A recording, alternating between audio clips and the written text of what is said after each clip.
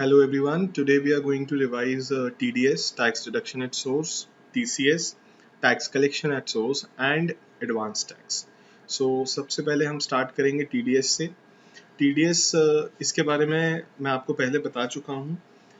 TDS a new type of taxation जैसे income tax है और GST है. क्या TDS एक और टैक्सेशन है एडिशनल? नहीं, ये एक और एडिशनल टैक्सेशन नहीं है. This is basically income tax which is deducted when the amount is paid or credited to the payee. इसके एग्जाम्पल लेके थोड़ा सा समझाने की कोशिश करूंगा मैं. फॉर एग्जाम्पल मैं एक एम्प्लॉय हूँ, मैं किसी कंपनी में वर्क करता हूँ. तो मुझे फाइनेंशियल ईयर 18-19 में सैलरी मिली. अब सैलरी मुझे मंथली बेसिस पर मिलती है. अप्रैल 18 से लेके मार्च 19 तक मुझे सैलरी मिली. इसका रिटर्न मुझे कब फाइल करना है? गवर्नमेंट को इस जो सैलरी का मेरा अमाउंट है उस पर टैक्स कब पे करना है? For a salaried employee the date of return is July 31st of the next financial year. So basically अगर मैं 18-19 के रिटर्न की बात करूं तो 31st July 2019 is the date of return.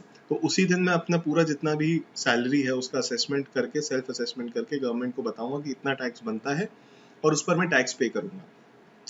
Now let me ask you something. जो salary मुझे अप्रैल 2018 first month of employment में मिली थी उस पर मैं टैक्स कब पे कर रहा हूँ? मैं उस पर टैक्स 1 साल 4 महीने बाद पे कर रहा हूँ ऑलमोस्ट. ठीक है, July of the next financial year में मैं पे करता हूँ which is the assessment year. तो गवर्नमेंट ने बोला कि टैक्स तो ये हमें देगा ही, ये जो एम्प्लॉय वर्क कर रहा है ये टैक्स तो हमें देगा ही, लेकिन ये टैक्स हमें बहुत बाद में मिलेगा. तो गवर्नमेंट ने क्या बोला? दो रीजन है टीडीएस इंट्रोड्यूस करने के.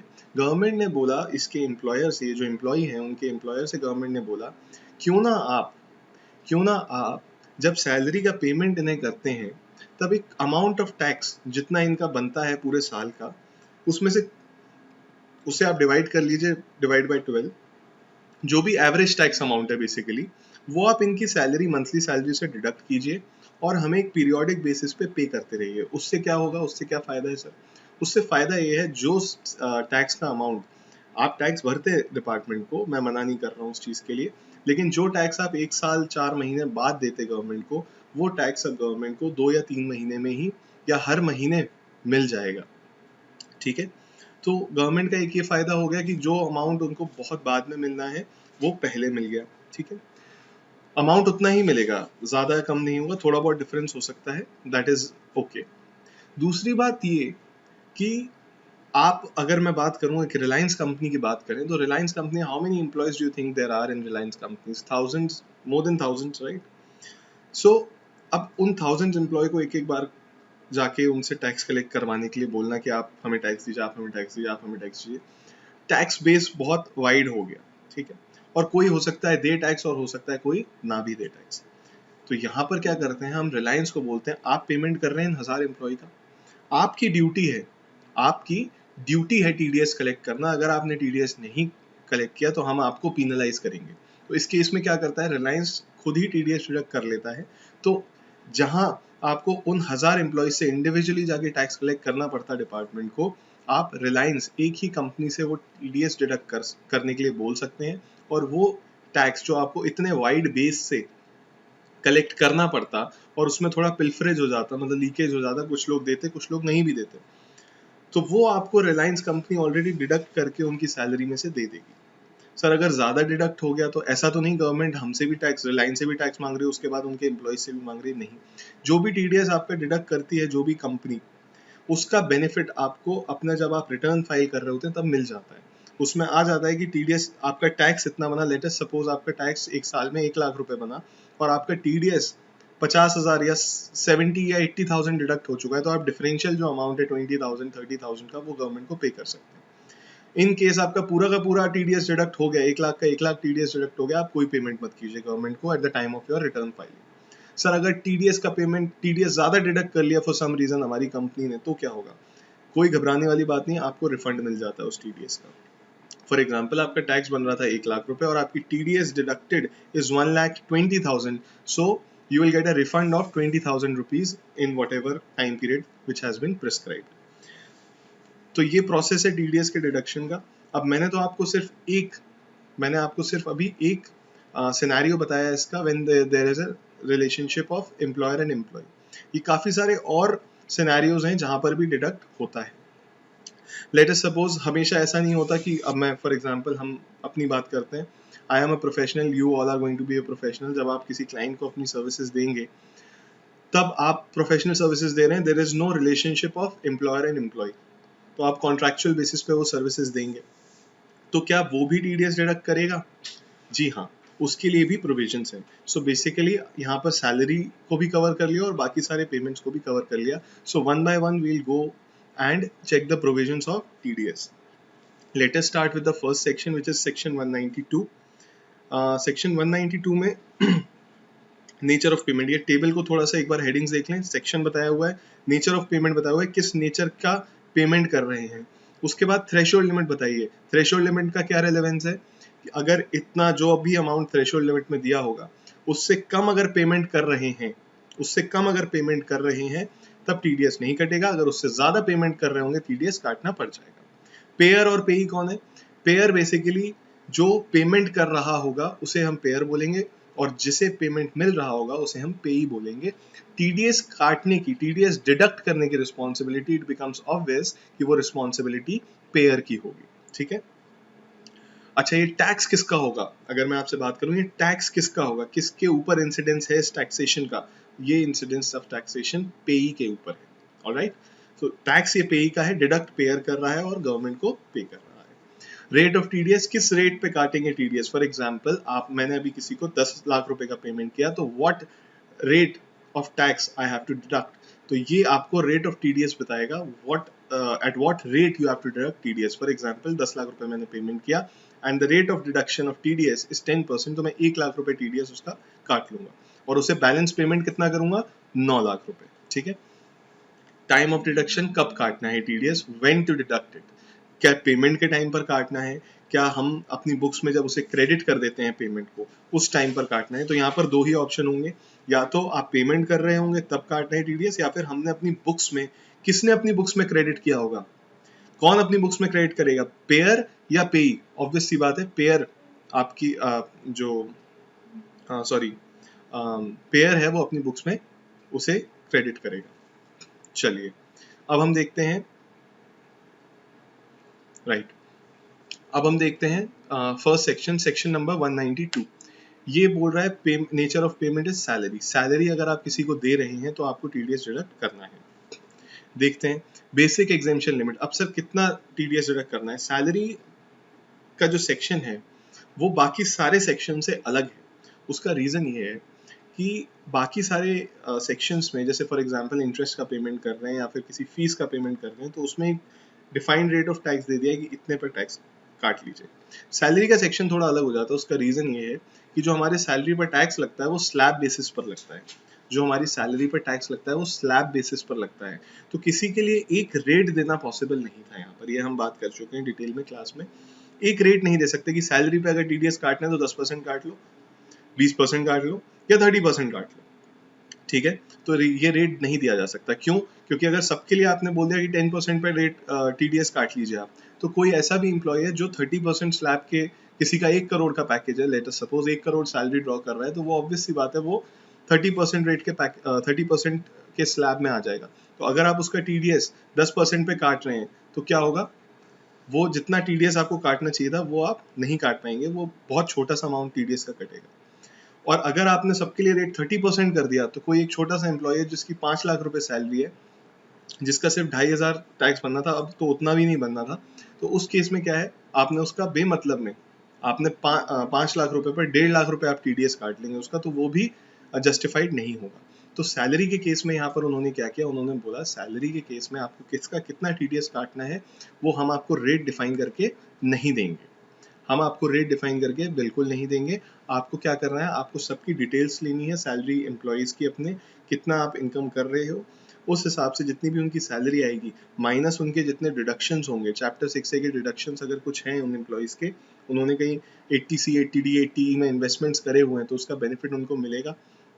ये सारे इन्वेस्टमेंट अलाउंसेस डिडक्ट करने के बाद, डिडक्शंस हटाने के बाद, एक्चुअल जो उनकी सैलरी का अमाउंट, एक्चुअल जो उनके टैक्स का अमाउंट है वो देखा जाएगा, उसे डिवाइड किया जाएगा बाय 12, जिससे कि हम मंथली सैलरी पेमेंट कर रहे हैं तो मंथली सैलरी में जितना वो डिस्ट्रीब्यूट होके आ जाएगा उतना आप डिडक्ट करते जाइए पर मंथ। जरूरी नहीं है पर मंथ इतना डिडक्ट करना है, अगर कोई एम्प्लॉय बोलता है कि नहीं सर आप मेरा हर महीने मत डिडक्ट कीजिए 2-2 हज़ार रुपए, आप साल में इकट्ठा एक सैलरी में ही डिडक्ट कर लीजिए, तो आप वैसा भी कर सकते हैं। But you have to make sure, the employer has to make sure कि पूरे साल में जितना टीडीएस उसका डिडक्ट होना था वो डिडक्ट हो जाए। चलिए, तो यहाँ पर थ्रेशोल्ड लिमिट क्या दी है, जो बेसिक एग्जेम्पशन लिमिट है नॉर्मल सिटीजन्स के लिए, रेजिडेंट्स के लिए और सीनियर सिटीजन के लिए 2.5 लाख और 3 लाख। तो अगर उससे ज्यादा एक्सीड कर रही है आपकी इनकम तब टीडीएस डिडक्ट होगा। डिडक्ट कौन करेगा? Any person responsible for paying salary. कोई भी पर्सन अगर सैलरी दे रहा है, everybody is responsible to deduct this tax under 192 section.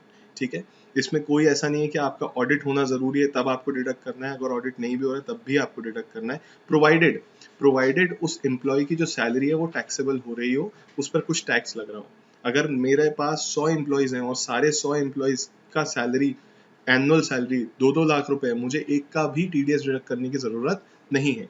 मेरे पास 2 एम्प्लॉयज हैं, दोनों का 10-10 लाख का पैकेज है, 10-10 लाख रुपीस का उनका टोटल सैलरी है, एनुअल सैलरी, मुझे दोनों का टीडीएस डिडक्ट करना पड़ जाएगा। ठीक है, पेई कौन होगा इस केस में? जिसको सैलरी मिल रही है। रेट ऑफ टीडीएस मैंने आपको बताया, average rate of income tax computed on the basis of rates in force, मतलब बेसिकली एक्चुअल रेट पे, एक्चुअल बेसिस पर आपको देखना है कितना उसका टैक्स बन रहा है साल का, उसके बेसिस पे उतना टैक्स आपको डिडक्ट करना है।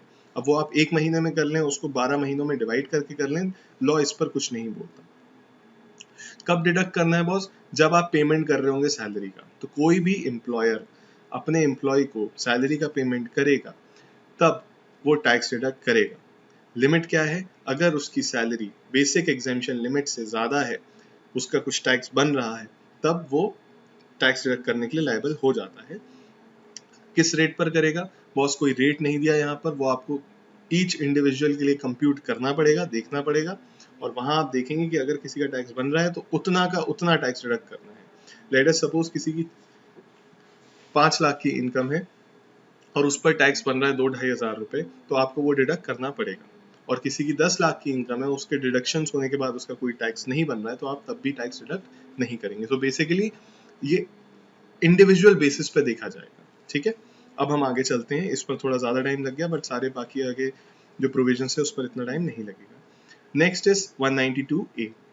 192 सैलरी का है। 192A is also somewhere in relation to salary. ये बोल रहा है premature withdrawal of employ provident fund. आप जब भी किसी कंपनी में या कहीं भी काम करते हैं तो ईपीएफ, एम्प्लॉय प्रोविडेंट फंड, आपका डिडक्ट होता है। ये एक लिमिट है इसकी, जब इतने नंबर ऑफ एम्प्लॉयज होंगे एक पर्टिकुलर ऑर्गेनाइजेशन में तभी एप्लीकेबल होता है उस ऑर्गेनाइजेशन में। तो अगर आप किसी कंपनी में काम कर रहे हो और उस पर ईपीएफ एप्लीकेबल है, तो उस केस में वो कंपनी आपकी सैलरी से एक ईपीएफ का अमाउंट भी डिडक्ट करती है और उतना ही कंट्रीब्यूशन वो अपनी साइड से भी देता है, जो आपके ये जो आपका क्या बोलते हैं, जो ईपीएफ स्कीम है गवर्नमेंट की, वहाँ इनकी एक बॉडी है, उनके पास ये अमाउंट जाके डिपॉजिट होता है। उस पर आपको कंटिन्यूसली एक इंटरेस्ट भी मिलता है और उसका आप जब चाहे विड्रॉ भी कर सकते हैं। सो बेसिकली ये बोल रहे हैं प्री मेच्योर विड्रॉल, मतलब जब पीएफ आपका एम्प्लॉय प्रोविडेंट फंड जब आपका मेच्योर हो रहा है, उसके बाद अगर आप लेते हैं, उसके बाद अगर आपको पेमेंट हो रहा है, तब आपको कोई टैक्स नहीं डिडक्ट करना। लेकिन अगर प्री मेच्योर विड्रॉल आप करते हैं तो उस केस में टैक्स डिडक्शन होगा। क्या लिमिट है कोई?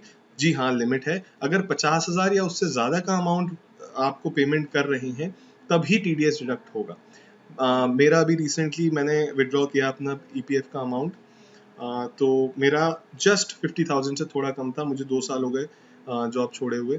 सो my the amount of my EPF was little under 50,000 rupees, तो मेरा टीडीएस डिडक्ट नहीं हुआ। ट्रस्टीज ऑफ ईपीएफ स्कीम और एनी, अब बेसिकली इसमें पेयर कौन होगा, कौन पे करेगा ये अमाउंट? एम्प्लॉयर नहीं करता, ध्यान रखेंगे, एम्प्लॉयर नहीं करता, ये पैसा एम्प्लॉयर के पास रहता ही नहीं है। ये पैसा एम्प्लॉयर आपकी सैलरी से काटता है, अपना भी कंट्रीब्यूशन देता है उतना ही अमाउंट का, और ईपीएफ स्कीम की जो गवर्निंग बॉडी है उसके पास ये पेमेंट चला जाता है। तो ये उनके पास पैसा रहता है और वही आपको अल्टीमेटली पेमेंट करते हैं। रिसीवर कौन होगा बॉस? एम्प्लॉय ही होगा। अगर अगर आपने प्री मैच्योर विड्रॉल कराया है तो आपका टीडीएस डिडक्ट किस रेट पर होगा? 10%। 10% हम मोस्टली जितने सेक्शंस देखेंगे मोस्टली 10% ही रेट दिया होगा मोस्टली सेक्शंस में। कुछ सेक्शंस हैं जो अलग रेट के हैं। इसके ब्रैकेट में लिखा है कि अगर आप पैन फर्निश नहीं करते हैं तो टीडीएस मैक्सिमम मार्जिनल रेट पे डिडक्ट होगा। अगर आप पैन फर्निश करते हैं तब तो टीडीएस 10% डिडक्ट होगा, अगर पैन फर्निश नहीं करते हैं तो 20% पे डिडक्ट होगा टीडीएस। ठीक है, चलिए आगे आइए। अब चेंज हो गया सिनेरियो, अब दूसरे सेक्शंस की ओर आ रहे हैं। 193 इंटरेस्ट ऑन सिक्योरिटी, 193 एंड 194 दोनों सेक्शन, 194 ए दोनों सेक्शन इंटरेस्ट को लेकर हैं, लेकिन अलग अलग टाइप के इंटरेस्ट की बातें कर रहे हैं। Section 193 interest on securities. अब सिक्योरिटीज की बात करते हैं तो सिक्योरिटीज में क्या आता है sir? Shares, debentures, preference shares, ये सारे आइटम आते हैं। लेकिन हम शेयर्स की बात नहीं कर रहे, क्यों? क्योंकि शेयर्स पर इंटरेस्ट नहीं मिलता। ठीक है, तो यहाँ पर हम किसकी बात कर रहे हैं? डिवेंचर्स की बात कर रहे हैं, हम यहाँ पर बॉन्ड्स की बात कर रहे हैं। तो यहाँ पर सिक्योरिटीज की बात हो रही है। कोई डिपॉजिट है, अगर आपने कोई पैसा डिपॉजिट करा हुआ है बैंक पे तो उसकी बात नहीं हो रही है यहाँ पे, क्योंकि that does not come under the category of securities, right? So securities is only debentures, bond, etc etc etc. तो यहाँ पर क्या है, मैं जो लिमिट लिखी हुई है उसे छोड़ के मैं आपको दूसरे तरीके से बता रहा हूँ। इंटरेस्ट ऑन सिक्योरिटीज पे अगर कोई कंपनी, किसी कंपनी के, रिलायंस कंपनी के आपने डिवेंचर्स लिए हुए हैं, 10% डिवेंचर्स हैं, 1 लाख रुपए के डिवेंचर्स आपने लिए हुए हैं, तो साल का आपको 10,000 रुपए का इंटरेस्ट मिलता है। ठीक है, 10,000 रुपए का इंटरेस्ट मिलता है। आपने एक और दूसरी कंपनी, उसके 10 लाख के डिवेंचर्स लिए हुए हैं, उस पर आपको 11% के डिवेंचर्स हैं, तो आपको 1,10,000 रुपए का इंटरेस्ट अमाउंट सालाना मिलता है उसमें। मैं आपसे ये बोल रहा हूँ, इसको हम ऐसे याद करेंगे, जितना भी इंटरेस्ट मिल रहा है, पहला पॉइंट देखेंगे, 10,000 rupees in a financial in case of interest on 8% savings slash 7.75% savings bonds 2018। So basically अगर इन दो बॉन्ड्स में आपने पैसा लगाया और उसका इंटरेस्ट आपको मिल रहा है, कौन से वाले? 8% सेविंग बॉन्ड्स ऑफ 2003 या फिर 7.75% सेविंग बॉन्ड्स 2018, इनमें अगर आपने पैसा लगाया और इसका इंटरेस्ट आपको मिल रहा है, तो उस पर टीडीएस कब कटेगा? जब 10,000 से ज्यादा का इंटरेस्ट मिल रहा होगा तब। मतलब जो भी पर्सन रिस्पॉन्सिबल है टीडीएस डिडक्ट करने के लिए, वो कब टीडीएस डिडक्ट करेगा? जब 10,000 से ऊपर का इंटरेस्ट आपको मिल रहा होगा।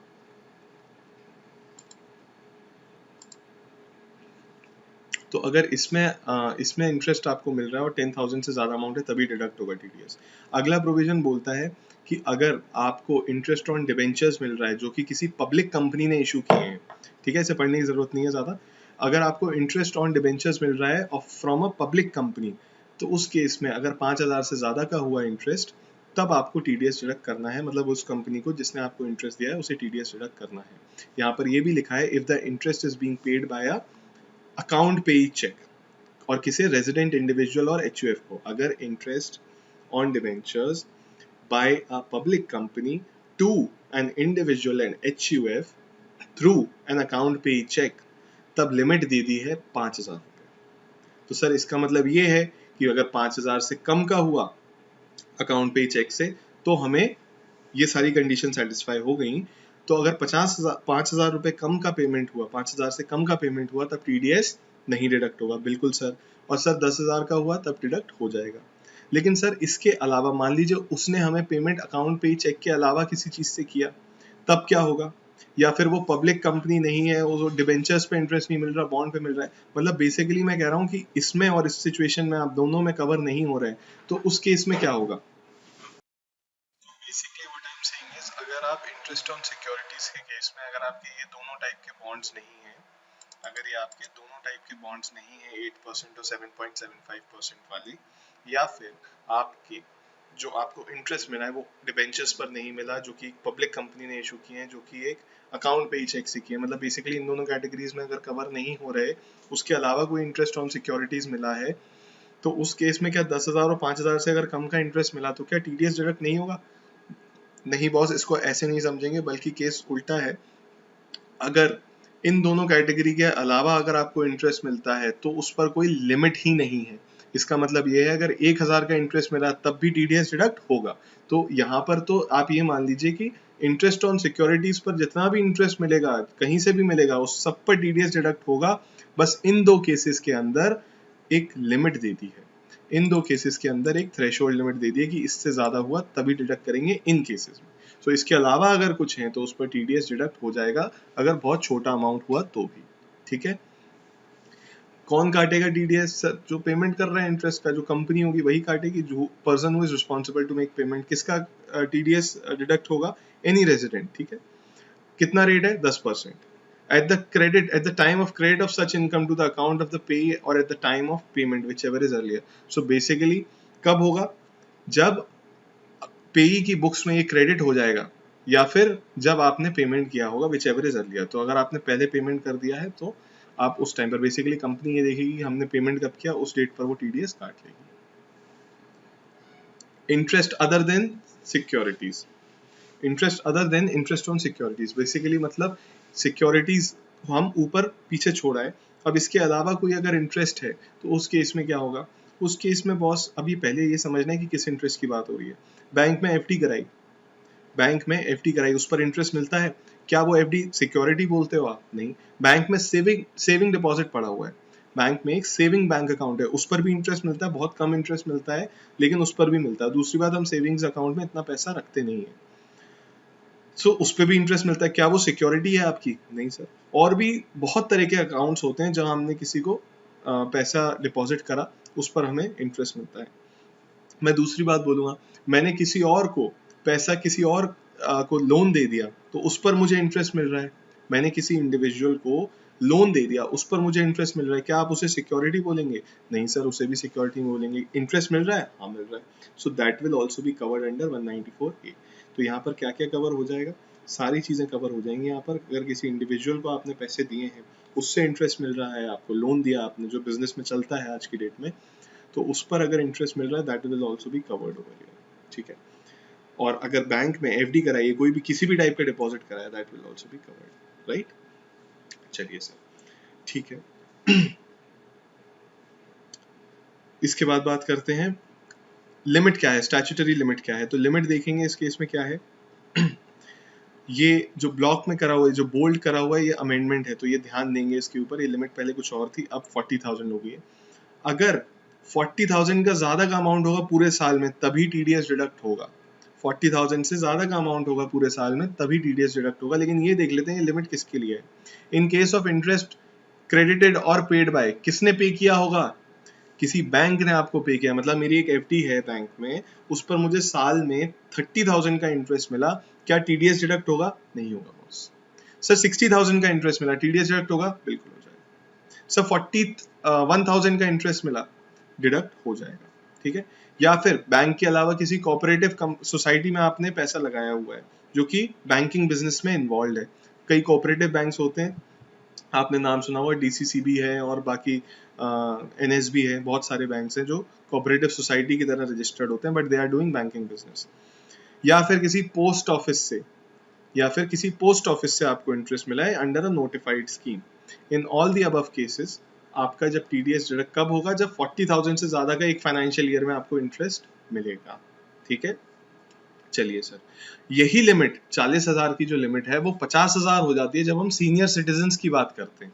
यही 40,000 की लिमिट 50,000 की लिमिट हो जाती है जब हम सीनियर सिटीजन्स की बात करते हैं। तो अगर 60 ईयर्स से ऊपर कोई आपके घर में है और उनको एफडी पर इंटरेस्ट मिल रहा है 45,000 या 49,000 या 49,500, बेसिकली 50,000 भी इंटरेस्ट मिला उनको, अगर उस पर टीडीएस डिडक्ट नहीं होगा। अगर आपको 50,000 इंटरेस्ट मिलता है पूरे साल में तो उस पर टीडीएस डिडक्ट हो जाएगा। ठीक है बॉस, चलिए उसके बाद भी कोई लिमिट दी है क्या? हाँ, उसके बाद क्या बोला? In all the other cases 5,000 से ऊपर का इंटरेस्ट अगर होगा एक फाइनेंशियल ईयर में तब टीडीएस डिडक्ट हो जाएगा। सो मैंने आपको एक एग्जांपल दिया था, मैंने किसी इंडिविजुअल को लोन दे दिया है, मैंने किसी इंडिविजुअल को लोन दिया हुआ है, तो उस केस में क्या होगा?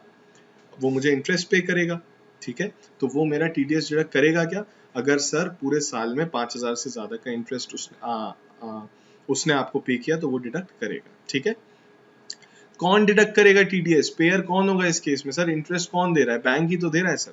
ठीक है, तो इस केस में जो यहाँ पर तीनों केस दिए हैं, बैंकिंग कंपनी हो गई या फिर कोऑपरेटिव सोसाइटी हो गई जो बैंकिंग कंपनी के काम कर रही है, या फिर आपका पोस्ट ऑफिस हो गया और उसकी नोटिफाइड स्कीम हो गई, ये तो ठीक है सर। इसके अलावा जैसे मैंने इंडिविजुअल टू इंडिविजुअल लोन की बात की तो आपने बोला उस पर भी टीडीएस डिडक्ट हो जाएगा, तो उस केस में कौन काटेगा टीडीएस, कौन डिडक्ट करेगा? ऑब्वियस सी बात है, जो इंटरेस्ट का पेमेंट कर रहा है हमने जिससे लोन दिया है, ठीक है सर। अब एक इसमें कंफ्यूजन आ जाता है, जहां भी इंडिविजुअल्स की बात होगी ना, बहुत ध्यान से सुनेंगे, जहां भी इंडिविजुअल्स की बात होगी सोच के देखिए, मैंने किसी को 1 लाख रुपए, बहुत छोटा सा अमाउंट है, मैंने किसी को 1 लाख रुपए किसी मेरे फ्रेंड को जरूरत थी तो मैंने उसे दे दिए, कितने, 4 महीने के लिए दे दिए मैंने उसे, और उसने मुझे एक छोटा सा इंटरेस्ट का अमाउंट पे किया, 2,000 रुपये या 5,000 रुपये, ठीक है। उसने मुझे एक छोटा सा इंटरेस्ट का अमाउंट पे किया, 5,000 रुपये, मैंने 4-5 महीने के लिए उसे वो पैसे दिए थे। अब आप सोचिए, मेरा जो फ्रेंड है वो मुझे इंटरेस्ट का पेमेंट कर रहा है, वो जॉब करता है, ठीक है। अब टीडीएस डिडक्ट करने के लिए इतना आसान काम नहीं है, टीडीएस डिडक्ट करना बाकायदा रजिस्ट्रेशन लेना पड़ता है, टैन नंबर लेना पड़ता है, रजिस्ट्रेशन कराना पड़ता है, उसके बाद आप टीडीएस डिडक्ट कर सकते हैं, ठीक है। अच्छा, टैन लेने के बाद आपकी रिस्पॉन्सिबिलिटी बन जाती है कि आपको टीडीएस डिडक्ट करना ही पड़ेगा अगर आप लायबल होते हैं टीडीएस डिडक्ट करने के लिए। तो अब इस 5,000 के लिए आप सोच के देखिए, इस 5,000 रुपए के इंटरेस्ट पेमेंट की वजह से, 5,000 से ज्यादा का है, लेट अस सपोज 6,000 का है, ठीक है, वो लिमिट से क्रॉस कर जाएगा, इसलिए मैंने 6,000 ले लिया। तो अब वो जाके रजिस्ट्रेशन ले, ये सारा काम करे, एक छोटे से, उसको 4-5 महीने के लिए 1 लाख रुपए चाहिए थे, उसके लिए इतना सारा झंझट झमेला वो करेगा? ऐसा बिल्कुल नहीं होगा। देखिए, यहाँ पर जब भी इंडिविजुअल की बात आएगी तब पेयर को कब बोल रहे हैं टीडीएस काटने के लिए? Any person other than individual और एचयूएफ जिसकी टर्नओवर, मतलब any person other than individual और एचयूएफ, मतलब इंडिविजुअल एचयूएफ के अलावा कोई है, मतलब कंपनी है, पार्टनरशिप फर्म है, ये सब है, तो ये तो सब बिजनेस कर रहे हैं, इनको सारी फॉर्मेलिटीज पूरी करनी पड़ती है। लेकिन सर एक कोई इंडिविजुअल या एचयूएफ है, उसके केस में वो कब डिडक्ट करेगा? उसको मत करने दो डिडक्ट। तो यहाँ पर उनको थोड़ी रियायत दे दी गई है, उनको थोड़ा सा एग्जेम्पशन दे दिया गया। उन्होंने बोला कि अगर ऐसा ही कोई इंडिविजुअल है, नॉर्मली सैलरीड एम्प्लॉय या कुछ है, उनको आपको डिडक्ट नहीं करना। लेकिन अगर आप सेक्शन 44 AB के अंडर टैक्स ऑडिट, जो हमने टैक्स ऑडिट पढ़ा था, 44 AB के अंदर आप टैक्स ऑडिट के लिए लाइबल हैं और आपका टैक्स ऑडिट होता है, तब आपको ये टीडीएस डिडक्ट करना पड़ जाएगा। तो इंडिविजुअल एचयूएफ के अलावा सबको तो डिडक्ट करना ही है। इंडिविजुअल एचयूएफ को कब डिडक्ट करना है? जब वो 44 AB के अंडर ऑडिट के लिए लाइबल हो। मैं रिपीट कर रहा हूँ इस बात को क्योंकि ये बहुत बार आएगी। अगर इंडिविजुअल और एचयूएफ के अलावा कोई इंटरेस्ट का पेमेंट कर रहा है और थ्रेशोल्ड लिमिट से ऊपर चला जाता है, 5,000 से ऊपर चला जाता है, तो उस केस में उन्हें टीडीएस डिडक्ट करना है। अगर इंडिविजुअल और एचयूएफ है जो इंटरेस्ट का पेमेंट कर रहा है, 5,000 से ऊपर चला जाता है, उसे डिडक्ट नहीं करना टीडीएस। लेकिन सर वही इंडिविजुअल और एचयूएफ 44 AB के अंडर उसे टैक्स ऑडिट कराना है, तो अब क्या सिनेरियो होगा? तब उसे टीडीएस डिडक्ट करना पड़ जाएगा। सर ऐसा क्यों किया? पहली बात तो 44 AB की लिमिट याद कीजिए। अगर आप बिजनेस कर रहे हैं तो 1 करोड़ लिमिट है, 1 करोड़ से ऊपर का टर्नओवर होगा तब आपको ऑडिट कराना पड़ता है, और प्रोफेशनल्स के केस में 50 लाख से ऊपर का टर्नओवर होगा तो आपको ऑडिट कराना पड़ता है। पहली बात तो ये कि दोनों ही बड़े लोग हो जाएंगे, थोड़ा टीडीएस का रजिस्ट्रेशन लेना उनके लिए कोई बड़ी बात नहीं होगी। दूसरी बात, अगर वो कोई ऑडिट कराता है तो वो एक चार्टर्ड अकाउंटेंट से ही कराएगा, so they are getting legal assistance, they are getting this assistance from a chartered accountant. तो उनके लिए इन सब चीज़ों का इनको फॉलो करना कोई बहुत बड़ी बात नहीं होगी, ठीक है। तो इसीलिए उन लोगों को इस कैटेगरी में रखा है। सो बेसिकली बहुत ही सब्जेक्टिव चीज़ है कि अगर मैंने जिसको लोन दिया है वो 44 AB के अंडर अगर उसका ऑडिट होता है तब तो वो टीडीएस डिडक्ट करेगा, और अगर ऑडिट नहीं होता है उसका तो वो टीडीएस डिडक्ट नहीं करेगा, ठीक है। क्या रेट होगा टीडीएस डिडक्ट करने का? वही 10%, ठीक है। अगले सेक्शन पे आ जाएंगे, आइए 194B, बी एंड बीबी। ये अभी हमने क्या करा? 192 करा, सबसे पहले सैलरी, उसके बाद हमने 192A करा, premature withdrawal of employ provident fund. Sir ये सैलरी से ही रिलेटेड था, EPF, employ provident fund. Rates क्या है दोनों के? भैया इसका तो सैलरी का तो बताया, एक्सेप्शनल केस है, ऐसा कोई केस नीचे तक देखने को ही नहीं मिलेगा। इसका क्या रेट है? जो भी एक्चुअल टैक्स निकल के आता है उतना डिडक्ट किया जाता है। 192A के केस में सर 10%। फिर दो सेक्शन आए इंटरेस्ट वाले, एक है इंटरेस्ट ऑन सिक्योरिटीज, एक है इंटरेस्ट अदर देन सिक्योरिटीज। तो यहाँ पर दो लिमिट देखी, 10,000 और 5,000। ये कुछ स्पेसिफिक बातें कर रहे हैं, उनकी बात कर रहे हैं, उसके अलावा कोई लिमिट नहीं है। रेट क्या है? 10% है।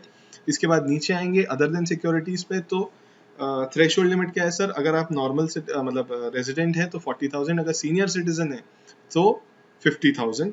कब? जब बैंकिंग कोऑपरेटिव सोसाइटी जो बैंकिंग फंक्शंस कर रही है और post office under particular notified schemes अगर वो इंटरेस्ट पेमेंट कर रहा है आपको, तब ये लिमिट है 40,000 एंड 50,000। इसके अलावा कोई इंडिविजुअल आपको इंटरेस्ट का पेमेंट कर रहा है, कोई भी और इंटरेस्ट का पेमेंट कर रहा है, तब लिमिट है 5,000 रुपीज। और कितना रेट ऑफ टैक्स कितना है? 10,000। सर इंडिविजुअल अगर पेमेंट कर रहा होगा तो, अगर इंडिविजुअल और एचयूएफ के अलावा कोई आपको इंटरेस्ट का पेमेंट कर रहा है तो उस केस में टीडीएस डिडक्ट करने की लायबिलिटी उनकी आ जाती है। अगर इंडिविजुअल और एचयूएफ है तो उस केस में only when they are liable for audit under section 44AB, उनका अगर टैक्स ऑडिट होता होगा इस एक्ट के अकॉर्डिंग, तभी वो लायबल होंगे आपका टीडीएस डिडक्शन करने के लिए। चलिए, रेट क्या है? अगेन 10%। तो 10% के अलावा अभी तक कोई रेट नहीं आया है। Let us move to the next section, 194B and BB। ये भी मैं ग्रुप करके बता रहा हूँ, क्यों? क्योंकि यहाँ पर देखेंगे तो कैजुअल इनकम आ गई, ठीक है। Winning from lottery, crossword puzzle और कार्ड गेम, इस टाइप की किसी गेमिंग से अगर आपकी इनकम हुई है, कहीं भी हम केबीसी में कुछ अमाउंट जीत कर आ गए, या किसी भी टाइप का गेम है, बॉर्नवीटा क्विज कॉन्टेस्ट, उसमें अगर आप कुछ भी अमाउंट जीतते हैं तो उस पर भी टीडीएस कटता है। यहाँ पर टीडीएस का रेट देखिए क्या है? 30%। क्यों? सर कैजुअल इनकम है, कोई एक्सपेंस डिडक्ट करने नहीं देते। तो इट इज बेटर कि जब पेमेंट हो रहा है केबीसी से, अगर कोई अमाउंट जीत कर आया तो उसी समय उसका पूरा का पूरा टीडीएस काट लीजिए। Why wait for like 10 months 12 months, उसी टाइम उसका जितना भी पेमेंट है उसका टीडीएस काट लीजिए। तो 30% रेट है, और अमाउंट कितना होगा? The amount of winning should be more then 10,000 rupees. यहाँ पर लिमिट दे दी 10,000 रुपए। 10,000 रुपए से ज्यादा का अमाउंट है, टीडीएस काट लो, पूरा का पूरा 30% काट लो। Horse winning from horse races है, उस केस में भी क्या है? 10,000 रुपए से ऊपर का अमाउंट हुआ, सेम डिट्टो प्रोविजन है, कुछ चेंज नहीं है। बस यहाँ पर अलग अलग क्यों कर दिया? यहाँ पर आपका पर्सन रिस्पॉन्सिबल चेंज हो जाता है, उसकी बात करने की जरूरत नहीं है। बुक मेकर ही तो काटेगा, यहाँ पर टीडीएस डिडक्ट करेगा। और यहाँ पर जो भी गेम शो का जो भी कंपनी है जो गेम शो कंडक्ट करवा रही है या फिर लॉटरी कंडक्ट करवा रही है, वो काटेगी यहाँ पर टीडीएस। नेक्स्ट प्रोविजन पे आ जाते हैं, 194C, सी फॉर कॉन्ट्रैक्टर्स। यहाँ देखिए लिमिट थोड़ी अलग है। लिमिट केस में क्या है?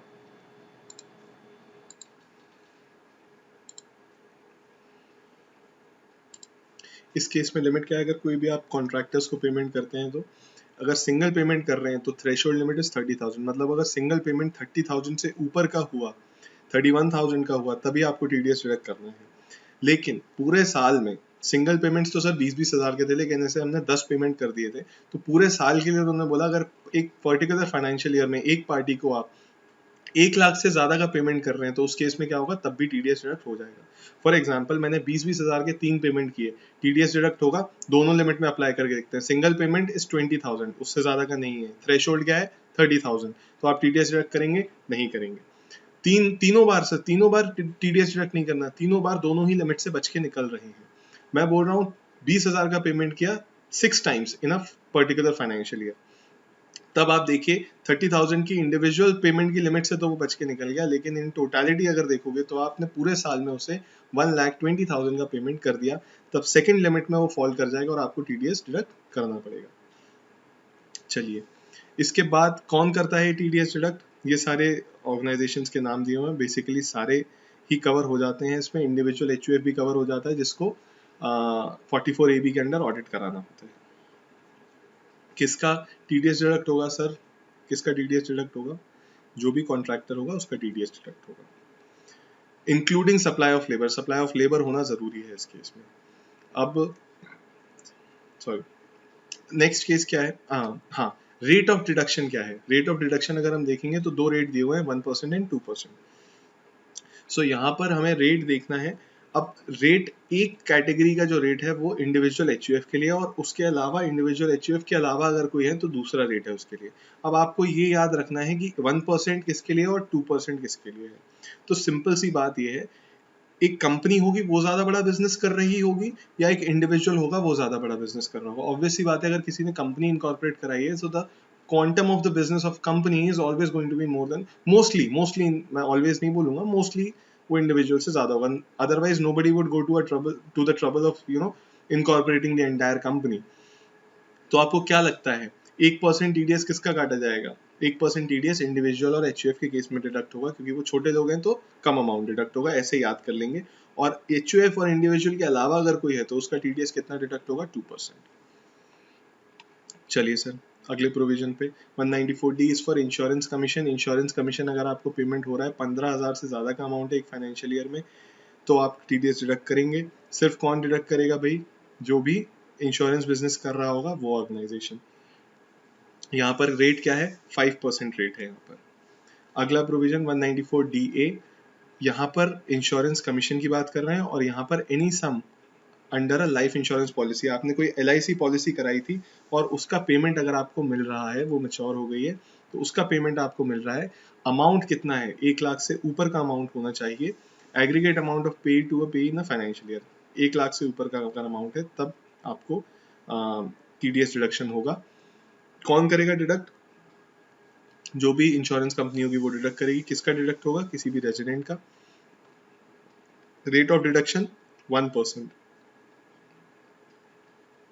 और 5% of the amount of income comprised with effect from 1/9/2019। 1/9/2019 से ये रेट चेंज होके 5% हो गया है। तो यहाँ पर 194DA के केस में लाइफ इंश्योरेंस पॉलिसी और 194D में insurance commission. So basically these two points are related with insurance. Rate भी पहली बार हमारा चेंज हुआ, मतलब 10 और 30 के अलावा पहली बार हमने एक और रेट देखा विच इज 5%। यहाँ पर भी 5 कर दिया है, अब पहले 1% था। सो इंश्योरेंस के केस में रेट इज 5%। नेक्स्ट आ जाते हैं 194E, payment to non resident sportsman और स्पोर्ट एसोसिएशन। ये स्पोर्ट्स से रिलेटेड है।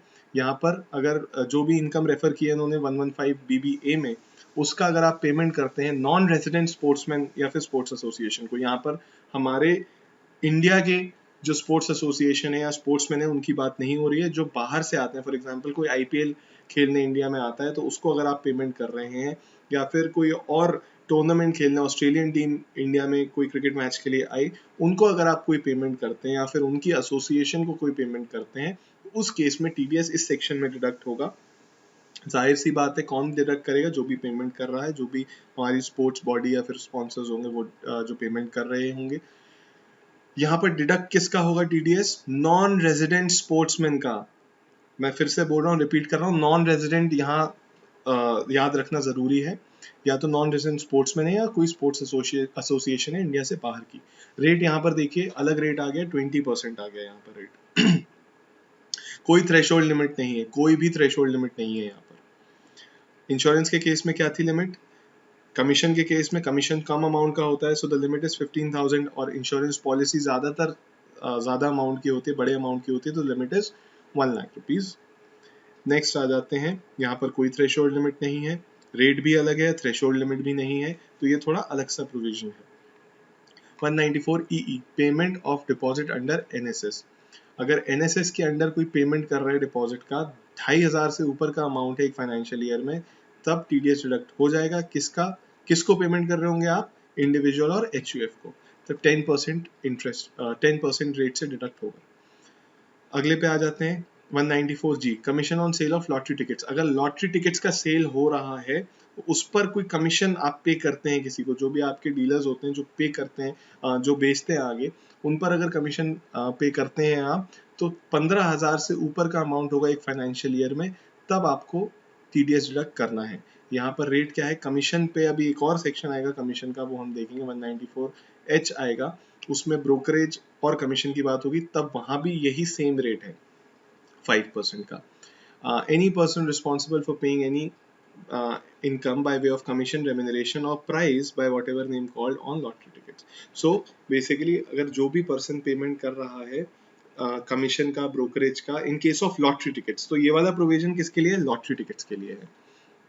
अगला प्रोविजन देखेंगे कमीशन ऑफ ब्रोकरेज 194H, जो मैंने आपको बोला, तो यहाँ पर भी लिमिट अगर ध्यान से देखें तो यहाँ पर भी 15,000 है, यहाँ पर भी 15,000 है, रेट यहाँ पर भी 5% है और यहाँ पर भी 5% है। सो बेसिकली यहाँ पर देखिए डिफरेंस क्यों रखा, एक तो यहाँ पर स्पेसिफिक कमीशन की बात की जो कि लॉटरी टिकट्स के बारे में है, और यहाँ पर आपकी कमीशन और brokerage normal course of business में आपने देखा है कि अगर आप मेरे सेलिंग एजेंट्स, बाइंग एजेंट्स होते हैं तो उनको कमीशन और ब्रोकरेज पे किया जाता है। सो this is particularly for lottery tickets. तो यहाँ पर TDS लॉटरी टिकट्स के केस में डिडक्ट हो रहा है कमीशन पर, और यहाँ पर normal course of business any type of commission, any type of brokerage, उस पर TDS डिडक्ट हो रहा है। सो यहाँ पर वही इंडिविजुअल बिजनेसमैन आ गए, HUF अगर कोई बिजनेस कर रहा है, इंडिविजुअल अगर कोई बिजनेस कर रहा है तो वो भी कवर हो जाएंगे। सो बेसिकली किसे टीडीएस डिडक्ट करना है? कोई भी company, any person other than individual और HUF, कोई कंपनी है, कोई पार्टनरशिप फर्म है, कोई एसोसिएशन है, AOP है, BOI है, उन सबको टीडीएस डिडक्ट करना पड़ जाएगा। लेकिन इंडिविजुअल और HUF के लिए एग्जेम्पशन जो ऊपर से चलती आ रही है वही रहेगी यहाँ पर।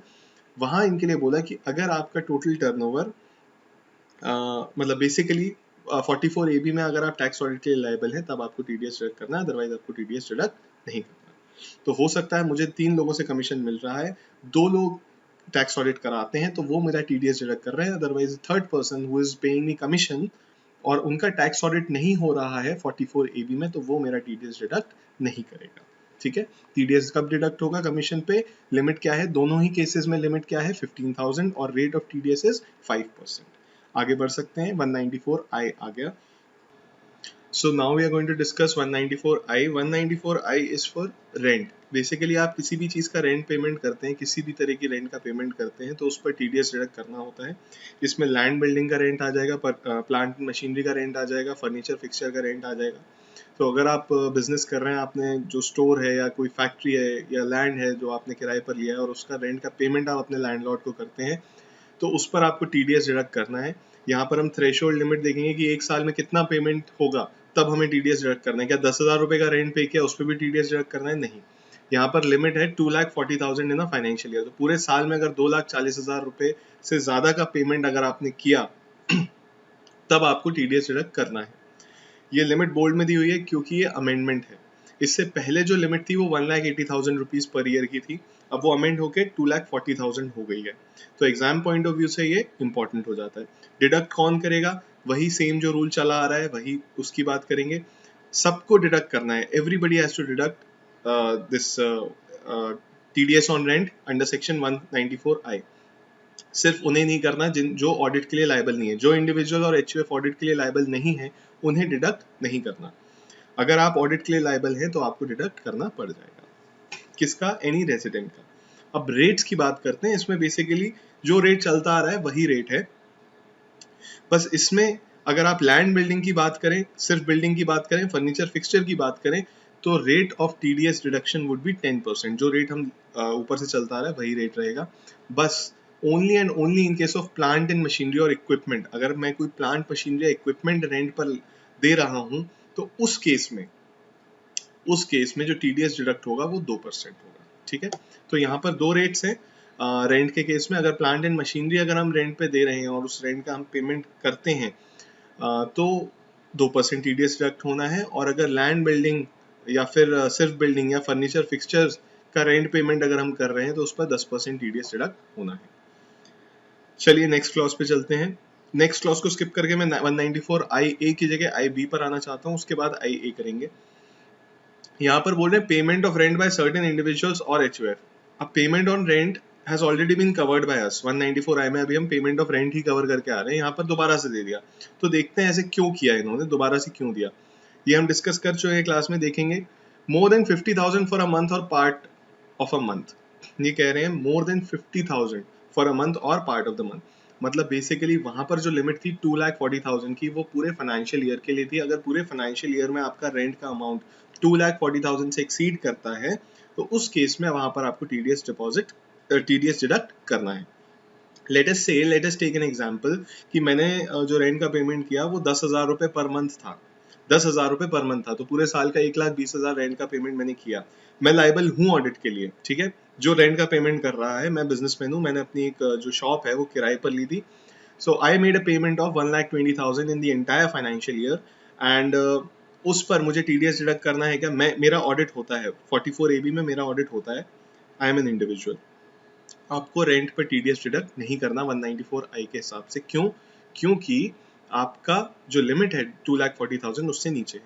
सर मैंने 2 लाख रुपए का रेंट दिया पूरे साल में, 15,000 रुपए महीना करके मैंने दिया, सो उससे भी 1,80,000 समथिंग आया। 15,000 पर मंथ मेरा रेंट था, 1,80,000 है, मुझे टीडीएस चेक करना है, नहीं करना। सर 20,000 रुपए मंथ था, 20,000 रुपए पर मंथ था या 21,000 रुपए पर मंथ था, अब आपको डिडक्ट करना पड़ जाएगा क्योंकि आप 2,40,000 पूरे फाइनेंशियल ईयर की लिमिट से एक्सीड कर जाएंगे। यहाँ पर उन्होंने कुछ और बात की है। मैंने अगर, अब मैं दूसरा एग्जाम्पल मोल्ड करता हूँ। मैंने एक जो शॉप थी या जो भी कोई एक जगह थी, मैंने किराए पर ली थी और मैंने सिर्फ 1 महीने के लिए किराए पर ली थी, ओनली फॉर 1 सिंगल मंथ। उसका रेंट था 2 लाख रुपए। 1 महीने के लिए मैंने रेंट पर ली, उसका रेंट था 2 लाख रुपए। 194 आई में मैं लाइबल हूंगा कि टीडीएस डिडक्ट करने के लिए? नहीं हूंगा। उसका रीजन है कि वहां पर जो लिमिट दिए, थ्रेशोल्ड लिमिट, वो 2,40,000 है, ठीक है। और सर बाकी के 11 महीने वो रेंट पर था? नहीं था, मैंने सिर्फ 1 मंथ के लिए रेंट पर लिया था। लेकिन 194 IB में कवर हो जाएगा क्या, ये देखते हैं। Payment of rent by certain individuals और HUF, इंडिविजुअल हूं मैं, ठीक है। 50,000 से ज्यादा का पेमेंट 1 महीने के रेंट के लिए, या 1 महीने से कम का भी रेंट हुआ तो, 5 दिन का रेंट या 1 दिन का भी रेंट हुआ, एक दिन, आई एम रिपीटिंग दिस, 1 दिन का रेंट हुआ 50,000 से ज्यादा, टीडीएस डिडक्ट हो जाएगा। 5 दिन का रेंट हुआ 50,000 से ज्यादा, टीडीएस डिडक्ट हो जाएगा। 1 महीने का रेंट हुआ 50,000 से ज्यादा, टीडीएस डिडक्ट हो जाएगा। साल भर की लिमिट नहीं देखेंगे। सर अगर ऊपर वाले क्लॉज में ऑलरेडी कवर हो चुके हैं, 60,000 पर मंथ का रेंट है, तो ऊपर वाले क्लॉज में कवर हो चुके हो, इसमें टीडीएस नहीं डिडक्ट होगा। लेकिन अगर ऊपर वाले क्लॉज से बच के निकल रहे हो तो ये वाला क्लॉज और लगा के देखेंगे कि ये लग रहा है क्या। जैसे कि मैंने एग्जांपल दिया, 1 मंथ का रेंट था या 20 दिन का रेंट था, 2 लाख रुपए। ऊपर वाले क्लॉज से तो बच के निकल गए, क्योंकि फाइनेंशियल ईयर में 2,40,000 से ज्यादा का पेमेंट आपने नहीं किया, you are not required to deduct TDS under section 194I। But यहाँ पर आप फंस जाएंगे, यहाँ पर आपको टीडीएस डिडक्ट करना पड़ जाएगा, क्योंकि 1 मंथ से या उससे कम पे अगर 50,000 से ज्यादा का पेमेंट आप करते हैं तो उस पर टीडीएस डिडक्ट करना पड़ेगा 194IB के अकॉर्डिंग। तो किस इंडिविजुअल HUF की बात कर रहा है? इंडिविजुअल HUF अदर देन, मतलब बेसिकली वही बात हो गई। किसे काटना है ये टीडीएस, कौन डिडक्ट करेगा? जिसका ऑडिट होता है। अगर ऑडिट नहीं होता आपका, तो आपको टीडीएस डिडक्ट करने की इस क्लॉज में जरूरत नहीं है। आप एक एग्जांपल मैं और देता हूं। मैं 3 लाख रुपए का रेंट का पेमेंट करता हूं, मैं 3 लाख रुपए का रेंट का पेमेंट करता हूं, आई एम एन इंडिविजुअल, मेरा ऑडिट नहीं होता 44AB के सेक्शन के अंडर। क्या मुझे रेंट पे टीडीएस डिडक्ट करने की जरूरत है इन 194I? नहीं जरूरत, आपका ऑडिट नहीं होता इसलिए। मैंने 1 महीने का पेमेंट किया रेंट का 4 लाख रुपए, क्या मुझे टीडीएस डिडक्ट करने की जरूरत है? मेरा ऑडिट नहीं होता, कोई जरूरत नहीं है। तो ये क्लियर हो जाए कि टीडीएस डिडक्ट करने की लायबिलिटी दोनों ही सेक्शन में, और इसके कई सेक्शंस में सिर्फ उनकी है जिनका ऑडिट होता है। मैंने आपको रीजन ऑलरेडी बता दिया। यहाँ पर रेट क्या है बॉस? यहाँ पर रेट डिफर हो गया, वहां पर 10% था, यहाँ पर 5% है। यहाँ पर डिस्टिंग्विशन नहीं किया उन्होंने कि आप क्या किराए पे दे रहे हैं, furniture, fixture, land, building, plant, machinery, इनका डिस्टिंग्विश नहीं किया इन्होंने सबके लिए एक ही रेट रखा, which is 5%। Now let us go back to 194IA। 194IA क्या बोल रहा है? Payment on transfer of certain immovable property other than agriculture. ये थोड़ा अलग टाइप का सेक्शन है। This is basically it relates to immovable property. अगर मैंने किसी को एक इमूवेबल प्रॉपर्टी बेची है, अगर मैंने किसी को इमूवेबल प्रॉपर्टी सेल की है, तो उस केस में भी टीडीएस डिडक्ट करना है। सर ऐसे तो अगर मैंने 10 लाख की प्रॉपर्टी बेची, 20 लाख की प्रॉपर्टी बेची, तब नहीं होगा। थ्रेशोल्ड लिमिट देखेंगे। थ्रेशोल्ड लिमिट क्या है? 50 लाख।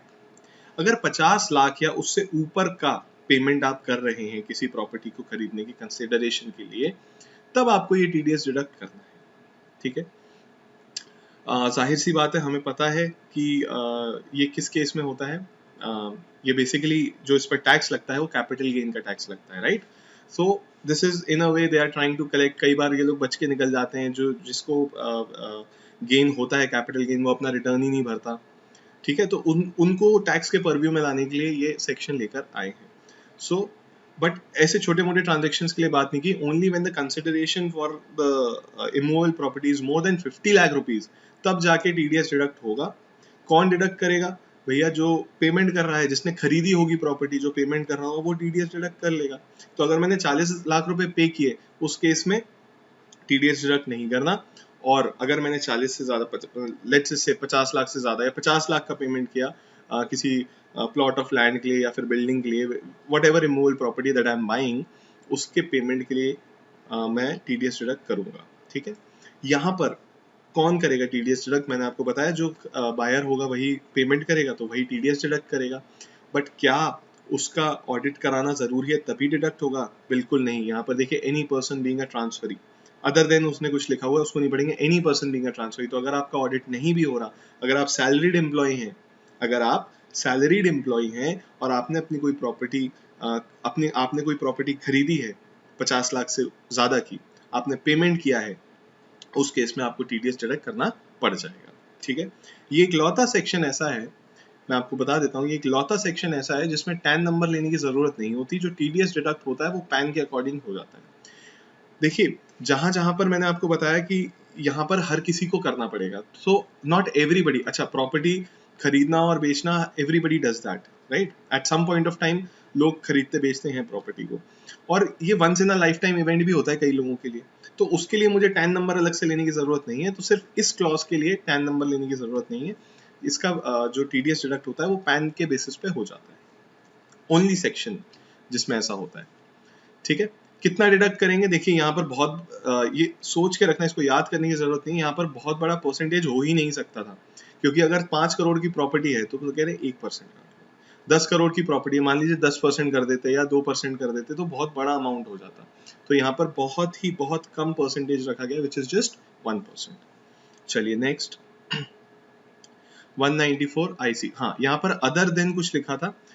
अदर देन इन्होंने बोला कि अगर किसी पर्सन को टीडीएस डिडक्ट करना है अकॉर्डिंग टू सेक्शन 194 LA, तब वो यहाँ डिडक्शन नहीं करेगा। तो LA अभी हमने पढ़ा नहीं, LA हम पढ़ेंगे तब इन्हें कनेक्ट करके देखेंगे क्या बोलना चाह रहे थे। चलिए 194 IC क्या बोल रहा है? Payment under specified agreement referred to in section 45(5)A। ये जो सेक्शन है ये JDA का है, जॉइंट डेवलपमेंट एग्रीमेंट। ये मैंने आपको बताया था क्लास में कि अगर कोई दो लोग साथ में मिलकर एक रियल एस्टेट डेवलपमेंट प्रोजेक्ट बनाते हैं, किसी का लैंड होता है, कोई उसमें बोलता है कि मैं कंस्ट्रक्शन करा दूंगा, तो इस टाइप का एक JDA बनता है। तो उस केस में अगर आपस में पेमेंट होता है तो यहाँ पर टैक्स डिडक्ट करना है। कितना लिमिट है? कोई लिमिट नहीं है, कोई थ्रेशोल्ड लिमिट नहीं है, क्योंकि यहाँ पर पेमेंट तो होता ही है और ज़्यादा ही होता है। यहाँ पर टैक्स कितना डिडक्ट होगा? वही हमारा जो कॉमन रेट है 10% का, वही है। चलिए आगे आ जाते हैं। 194J वेरी इंपॉर्टेंट, ये आप लोगों के लिए, मेरे लिए इंपॉर्टेंट है सेक्शन, क्योंकि हमारी ही बात हो रही है यहाँ पर। फीस फॉर प्रोफेशनल और टेक्निकल सर्विसेज, हम प्रोफेशनल्स में ही आते हैं। तो अगर हम किसी, हमारा जैसे फॉर एग्जांपल किसी क्लाइंट पे हम सर्विसेज दे रहे हैं, अपनी ऑडिट कर रहे हैं, तो अगर हमने उन्हें बिल रेज किया, वो हमें जब पेमेंट कर रहे होंगे तो इस सेक्शन में ही वो टीडीएस डिडक्ट करते हैं हमारा। सो लेट अस सी क्या क्या कवर किया है। प्रोफेशनल फीस कवर की है, टेक्निकल सर्विसेज कवर की है, रॉयल्टी कवर की है, नॉन कम्पीट फीस भी कवर कर ली है इसमें, और last but not the least directors remuneration, very important. Director को रेम्यूनरेशन मिल रहा है कंपनी से, तो कंपनी इसी सेक्शन में टीडीएस डिडक्ट करेगी डायरेक्टर का। जाहिर सी बात है, प्रोफेशनल या टेक्निकल सर्विसेज ही देते हैं director, so this will be the section for their TDS deduction. कब होगा बॉस? ये देखेंगे 30,000 से ऊपर का अगर पेमेंट है, 30,000 से ऊपर का अगर पेमेंट है तब। 30,000 का सिंगल पेमेंट की बात करें, नहीं पूरे फाइनेंशियल ईयर में।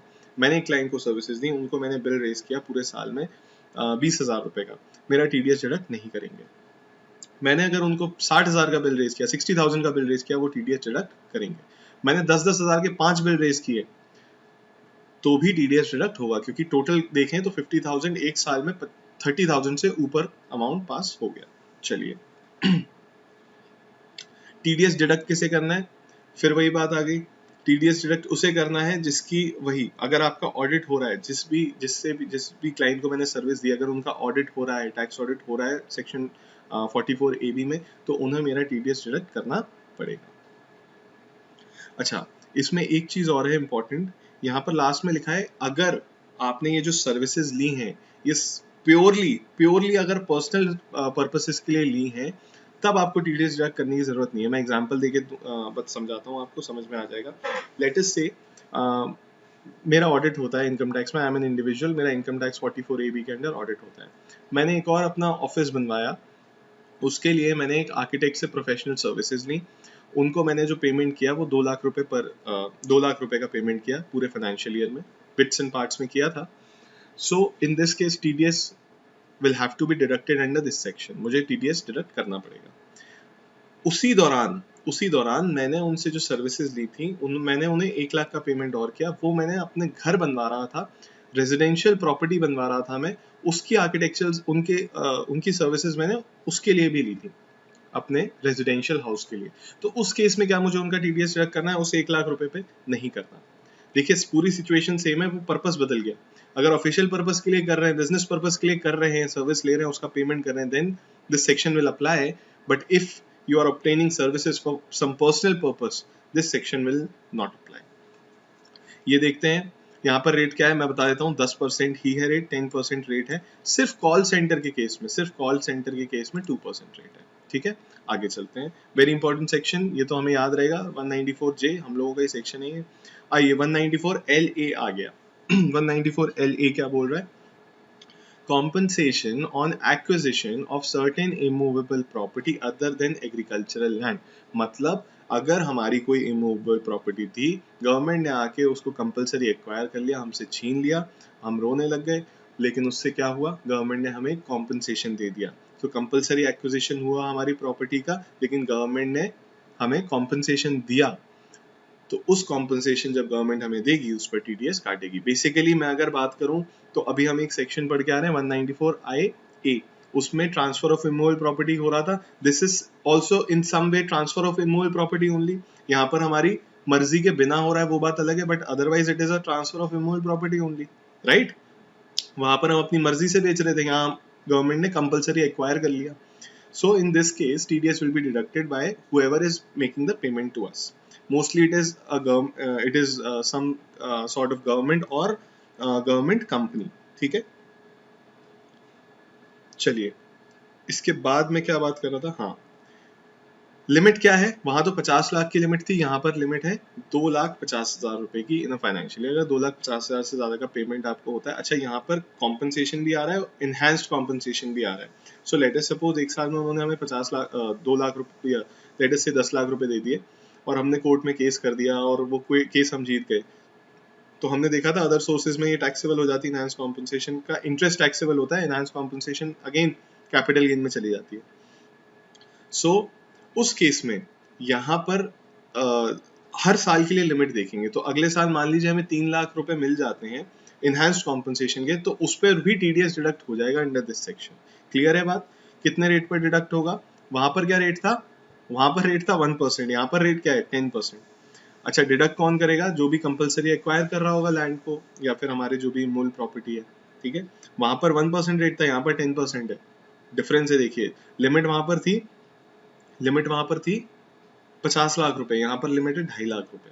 सो दिस इसके परव्यू में काफी सारे लोग आ जाएंगे। मतलब ये तो नॉर्मल सी बात है, इसमें तो जिसका भी कंपलसरी एक्विजिशन आप करोगे वो आ ही जाएगा। अब 2 सेक्शन और करेंगे। These 2 sections are very very very important. Why? Because they are here, we are studying them because of a recent amendment. ठीक है, इसी बार ये सेक्शंस दोनों आए हैं and they are very important. कुछ नया नहीं है, अभी देखते हैं जो ऑलरेडी पढ़ चुके हैं उसी के रिलेशन में थोड़ा उन्होंने कुछ चेंज कर दिया। आइए 194M देखते हैं, विद इफेक्ट फ्रॉम 1 सितंबर 2019। पेमेंट टू कॉन्ट्रैक्टर्स, कुछ याद आ रहा है? पेमेंट टू कॉन्ट्रैक्टर्स पढ़ तो चुके हैं सर, 194C में पढ़ा तो था। पेमेंट टू कॉन्ट्रैक्टर्स 30,000 और 1 लाख रुपीज पर एनम की लिमिट थी इसमें। ठीक है, और 1 और 2% रेट था। तो ये दोबारा क्यों आ गया यहाँ पे, पता नहीं क्यों आ गया। कमीशन और ब्रोकरेज सर ये भी पढ़ चुके हैं। ये कहाँ पढ़ा है भाई? ये सर हमने वहाँ पढ़ा था 194H में। 15,000 की लिमिट थी, रेट क्या था? 5% रेट था सर। बात तो सही है sir. Fees for professional, sir ये तो अभी अभी पढ़ के आ रहे हैं। Fees for professional services 194J। Total year की, फाइनेंशियल ईयर की लिमिट क्या है? 30,000 और रेट ऑफ डिडक्शन है 10%। तो ये दोबारा क्यों दे दिए? ध्यान से देखते हैं, क्योंकि ये तो ओवरलैपिंग हो गई। लिमिट देखिए, साल में 50 लाख से ज्यादा का पेमेंट किया तो साल भर में एक फाइनेंशियल ईयर में 50 लाख से ज्यादा का पेमेंट किया तो मोर देन 50 लाख रुपीज। अच्छा वहां तीनों रिस्पेक्टिव सेक्शंस में अगर जाएंगे ना, तो मैं आपको बता देता हूं, only those individual and HUF who are required to be audited under section 44AB, उनको ही टैक्स डिडक्ट करना है। उन तीनों में कॉमन ये भी है कि डिडक्टी कौन होगा, जो टैक्स डिडक्टर कौन होगा, टैक्स डिडक्ट कौन करेगा, किसकी रिस्पॉन्सिबिलिटी है। अगर टैक्स ऑडिट हो रहा है तभी आपको टैक्स डिडक्ट करना है तीनों सेक्शन में। यहां देखते हैं क्या है, इंडिविजुअल और HUF other than those who are required to deduct tax under 194C, H and J। मतलब वहां जिसकी रिक्वायर, जो लोग वहां टैक्स इन तीनों सेक्शन में जो लोग रिक्वायर्ड है टैक्स डिडक्ट करने के लिए, उनके अलावा जो इंडिविजुअल एचयूएफ बचे, मतलब बेसिकली सिंप्लीफाइड लैंग्वेज में बोलूं तो सर जिसको ऑडिट नहीं भी कराना, जिसको ऑडिट कराना है वो तो इन तीनों सेक्शंस में, रिस्पेक्टिव सेक्शंस में फॉल कर जाएगा, उसे टीडीएस डिडक्ट करना पड़ेगा 194C के अकॉर्डिंग, 194H के अकॉर्डिंग, 194J के अकॉर्डिंग। लेकिन अगर जिन इंडिविजुअल्स वो वहां से बच के निकल जाएंगे उन्हें भी टीडीएस डिडक्ट करना पड़ेगा, प्रोवाइडेड उन्होंने जो पेमेंट किया है इन तीनों चीजों के लिए, सेपरेटली बात कर रहा हूँ, वो 50 लाख से ज्यादा है। सर ये क्या हुआ, समझ में नहीं आया। ये हुआ दोस्तों कि ऊपर वाले जो सेक्शंस थे वो तो नॉर्मल बिजनेस के लिए थे, लिमिट्स देखेंगे बहुत कम कम, 30,000, 15,000, 1 लाख रुपीज, इस टाइप की लिमिट्स है। यहाँ पर बोल रहे हैं हो सकता है आप ऑडिट नहीं कराते हो सकता है आप ऑडिट नहीं कराते हो, लेकिन आपने पूरे ईयर में कुछ ऐसा एक बहुत बड़ा काम जरूर करा लिया, कुछ ऐसा एक बहुत बड़ा काम जरूर करा लिया। जैसे फॉर एग्जांपल मैंने बिजनेस चालू कर रहा हूँ, मेरा कोई बिजनेस नहीं है अभी, मैं बिजनेस चालू कर रहा हूँ, मैंने बिल्डिंग खरीदी, एक लैंड खरीदा, and then I started constructing a building over there, जहाँ लैंड जो मैंने खरीदा बिल्डिंग मैंने कंस्ट्रक्ट कराना स्टार्ट कर दिया। अब उस पर जो बिजनेस है वो कब चालू होगा सर, वो तो जब बिल्डिंग बन जाएगी उसके बाद कभी जाके चालू होगा, तभी जाके मैं सारी फॉर्मेलिटीज करूंगा। पहले साल जब मैं सेल करूंगा तब मेरा टर्नओवर निकल के आएगा, तब पता चलेगा कि मैं ऑडिट कराने के लायबल हूं या नहीं हूं, ठीक है, और तब मैं शायद ऑडिट कराऊं। लेकिन ये पेमेंट तो सर अभी दे दूंगा ना मैं, ये जो पेमेंट है कॉन्ट्रैक्टर को, जो 1 करोड़ रुपए मैंने बोला है कि 1 करोड़ रुपए मैं बिल्डिंग बनवानी है मुझे, तो ये तो मैं अभी दे दूंगा कॉन्ट्रैक्टर को। तो मैं तो इससे बच के निकल ही गया ना, क्योंकि वो बोल रहा है ऊपर के तीनों section only when you are required to deduct only when you are required to get audited under 44AB तभी आपको TDS डिडक्ट करना है। तो सर इस केस में तो मैं बच के निकल जाऊंगा। तो ये जो प्रोविजन है ये उनके लिए ही लाया गया है, ठीक है। देखिए अमाउंट बहुत सब्सटैंशियल ले लिया, बहुत ज्यादा बड़ा अमाउंट ले लिया, तो ये नहीं बोलेंगे सर ये तो कोई छोटा मोटा आदमी भी इसमें आ जाएगा, नहीं आएगा बॉस। 50 लाख से ज्यादा का पेमेंट कर रहे हो आप किसी कॉन्ट्रैक्टर को या प्रोफेशनल सर्विसेज को, तब जाके आप इस क्लॉज में फॉल करोगे। What is the rate? 5%। 5% threshold limit 50 lakh रुपए, ये 50 लाख दो केसेस में आ गई मतलब लिमिट। अभी हमने ऊपर 194IA में और पढ़ी थी, जब हम प्रॉपर्टी इमूवेबल प्रॉपर्टी ट्रांसफर करते हैं, राइट, वहां पर रेट ऑफ डिडक्शन क्या था? 1% था, यहाँ पर 5% है। समझ में आ गया? बिल्कुल सिंपल है, कुछ नहीं। ओवरलैपिंग है क्या? बिल्कुल नहीं है सर, क्योंकि वहां ऑडिट वाले आ रहे हैं या बिना ऑडिट वाले आ रहे हैं, ठीक है। सर कंपनी वगैरह, कंपनी पार्टनरशिप फर्म कहाँ फॉल करेगी? ऊपर फॉल करेगी वो। वहां बोला एनी पर्सन अदर देन जिसका ऑडिट नहीं होना, तो उसमें सब आ जाता है। और यहां पर क्या बोला? जिसका ऑडिट नहीं होना वो, ऐसे इंडिविजुअल एचयूए जिसका ऑडिट नहीं, ठीक है। चलिए बस नेक्स्ट, ये आपने न्यूज में भी सुना होगा, ये जब आया था तो तहलका मच गया था एकदम, बहुत ज्यादा शोरगुल होने लगा था ये जब सेक्शन आया था। 194N ये भी इसी के साथ आया था। ये हमने अभी कौन सा पढ़ा? 194M, M एंड N, दो सेक्शंस आए थे।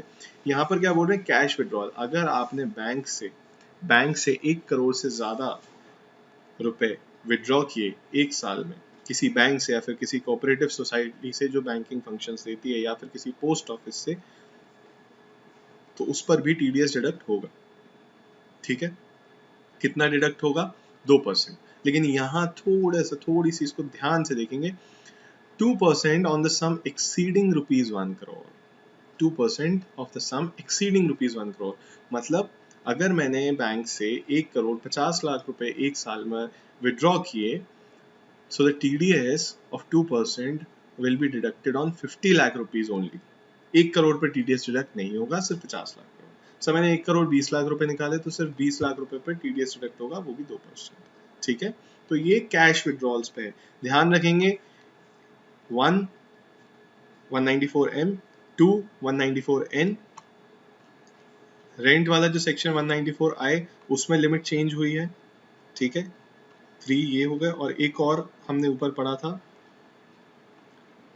Right, 194A interest other than securities, मतलब एफडी या डिपॉजिट वगैरह पे यहाँ पर भी लिमिट चेंज हुई है, 40,000 कर दिया है इसे। तो ये चारों हमारे एग्जाम पॉइंट ऑफ व्यू से बहुत इंपॉर्टेंट हो जाते हैं, लेटेस्ट अमेंडमेंट से पूरी चांसेस है आने के, ठीक है। तो हम थोड़ा इसे ध्यान से देखेंगे। चलिए एक बार क्विक रिवीजन कर लें। हाँ जी, 192 सैलरी का था सर। एग्जेम्पशन लिमिट क्या है? बेसिक एग्जेम्पशन लिमिट है, जितने 2-3 लाख से 2.5 लाख से या 3 लाख से ऊपर अगर सैलरी हुई तो उस केस में उस केस में TDS डिडक्ट करना पड़ेगा। एम्प्लॉयर TDS डिडक्ट करेगा किस रेटेड पे सर? एक्चुअल, जो भी एक्चुअल निकल के आ रहा है वो। एम्प्लॉय प्रोविडेंट फंड अगर प्रीमेच्योर विड्रॉल करा रहे तो 50,000 रुपये लिमिट है, जो भी ट्रस्टी है वो डिडक्ट करेगा। TDS कितना सर? वही 10%। अगर आपने पैन नंबर अपना फर्निश नहीं किया तो फिर 20% डिडक्ट होगा। Interest on securities sir, bond वगैरह हैं कुछ, देखिए अगर 8% और 7.5% वाले बॉन्ड हैं तो एक साल में अगर 10,000 से ऊपर का इंटरेस्ट का पेमेंट अगर आपको मिल रहा है, अगर आप कर रहे हैं, जो भी आप पेमेंट कर रहा होगा तो वो डिडक्ट कर लेगा। और अगर कोई क्या था, डिबेंचर्स के ऊपर पब्लिक कंपनी, डिबेंचर्स के ऊपर पब्लिक कंपनी अगर आपको अकाउंट पे ही चेक से पेमेंट कर रही है 5,000 से ज्यादा का, तब उसे TDS डिडक्ट करने की जरूरत है। और इन दोनों केसेस के अलावा अगर किसी नेचर का पेमेंट हो रहा है तो उस पर कोई लिमिट नहीं है, मतलब अगर 100 रुपए का भी पेमेंट हुआ तब उस पर भी TDS डिडक्ट हो जाएगा। सो बेसिकली लिमिट यहाँ पर सिर्फ 2 स्पेशल केसेस के लिए, अदरवाइज कोई थ्रेशोल्ड लिमिट ही नहीं है। 1,000 रुपए का भी पेमेंट हुआ तब भी TDS काटना ही काटना है। तो इसको ऐसे नहीं पढ़ेंगे कि सिर्फ इन दोनों में TDS कटेगा, बाकी में TDS कटेगा ही नहीं, बल्कि ये है कि TDS के लिए कोई लिमिट ही नहीं है 193 के under. Only in case of these two there is a threshold limit of 10,000 rupees and 5,000 rupees. Otherwise अगर नॉर्मल प्राइवेट कंपनी है, प्राइवेट कंपनी डिबेंचर पे इंटरेस्ट दे रही है, हमें कोई लिमिट नहीं है, अगर 1,000 रुपए भी इंटरेस्ट मिला उस पर TDS डिडक्ट हो जाएगा। रेट क्या है? 10% ही चल रहा है। उसके बाद आ जाता है 194 है, अदर देन सिक्योरिटीज। अगर डिपॉजिट वगैरह करा रखे हैं बैंक में तो आपके लिए 40,000 की लिमिट है, अगर कोई सीनियर सिटीजन है तो उनके लिए 50,000 की लिमिट है। इसके बाद रेट अगेन 10%, और 5,000 से ज्यादा का अगर पेमेंट हुआ इन अदर केसेस, तो मतलब बैंक और उसके अलावा, मतलब इंडिविजुअल टू इंडिविजुअल अगर ट्रांजेक्शन हुआ है तो 5,000 की लिमिट है, उससे 5,000 से ज्यादा हुआ तो TDS डिडक्ट करना पड़ेगा। 194B और BB दोनों हमने ग्रुप करे थे, हमने बोला था ये कैजुअल इनकम वाले हैं, दोनों के लिए लिमिट भी सेम है और रेट ऑफ डिडक्शन भी सेम है। एक winning from lottery, crossword puzzle, card game या फिर कोई भी अदर गेम है, दूसरा वाला आपका हॉर्स रेसिंग का है। दोनों कैजुअल इनकम में आते हैं, 30% टैक्स डिडक्ट होगा। पेमेंट टू कॉन्ट्रैक्टर्स 2 लिमिट है, अगर एक सिंगल पेमेंट 30,000 से ज्यादा का है तो उसमें टैक्स डिडक्ट हो जाएगा। सिंगल पेमेंट 30,000 से ज्यादा का नहीं है, 15,000 के 5 पेमेंट कर दिए, 1 लाख से क्रॉस कर गया पूरे फाइनेंशियल ईयर में, तो फिर तब भी डिडक्ट हो जाएगा। किसे काटने की जरूरत है TDS?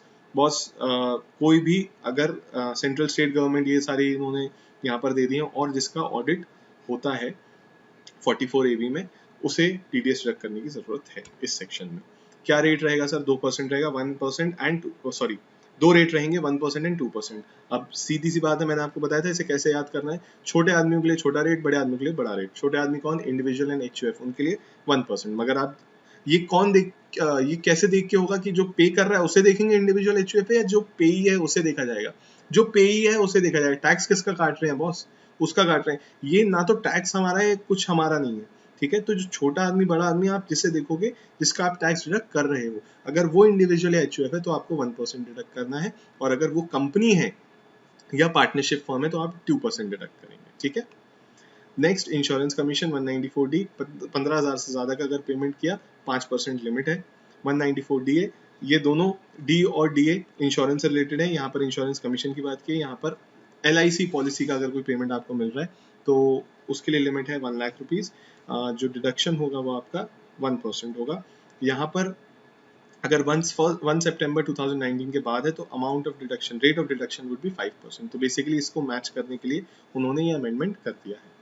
नेक्स्ट आ जाते हैं 194E, अगर कोई भी बाहर का स्पोर्ट्समैन, नॉन रेजिडेंट स्पोर्ट्समैन या फिर स्पोर्ट्स एसोसिएशन इंडिया में आते हैं, उनको अगर हम कोई पेमेंट करते हैं स्पॉन्सरशिप के लिए, एड्स के लिए, whatever income that we are talking about, 115 BBA वाली इनकम अगर कोई है तो उस केस में क्या होगा? टैक्स डिडक्ट करना है, कोई थ्रेशोल्ड लिमिट नहीं है, सीधे 20% टैक्स डिडक्ट कीजिए। Payment of deposit under NSS, उसके अगर 2,500 से ज़्यादा का पेमेंट अगर हो रहा है तो 10% टैक्स डिडक्ट करना है।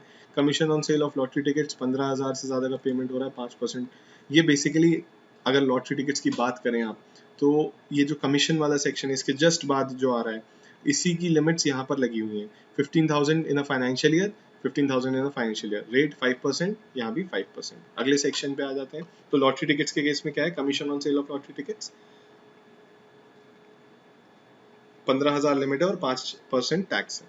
194G। 194H, कमीशन या ब्रोकरेज अगर आप किसी को देते हैं, सेम लिमिट्स। किसे डिडक्ट करना है? जिसका भी ऑडिट, जो भी ऑडिट के लिए लायबल है, या फिर इंडिविजुअल, सारे पर्सन्स बेसिकली, और इंडिविजुअल HUF जो ऑडिट के लिए लायबल है। रेंट का आ गया, रेंट का हमने अभी बात की थी जस्ट 2,40,000 इंपॉर्टेंट है, 1,80,000 लिमिट थी, 2,40,000 हो गई है। अगर इससे ज़्यादा का पेमेंट अगर आप पूरे साल में कर रहे हैं उस केस में आपको TDS डिडक्ट करना है। रेट क्या है, सब पर 10% है, बट अगर प्लांट एंड मशीनरी है तो उस पर 2% है TDS का रेट।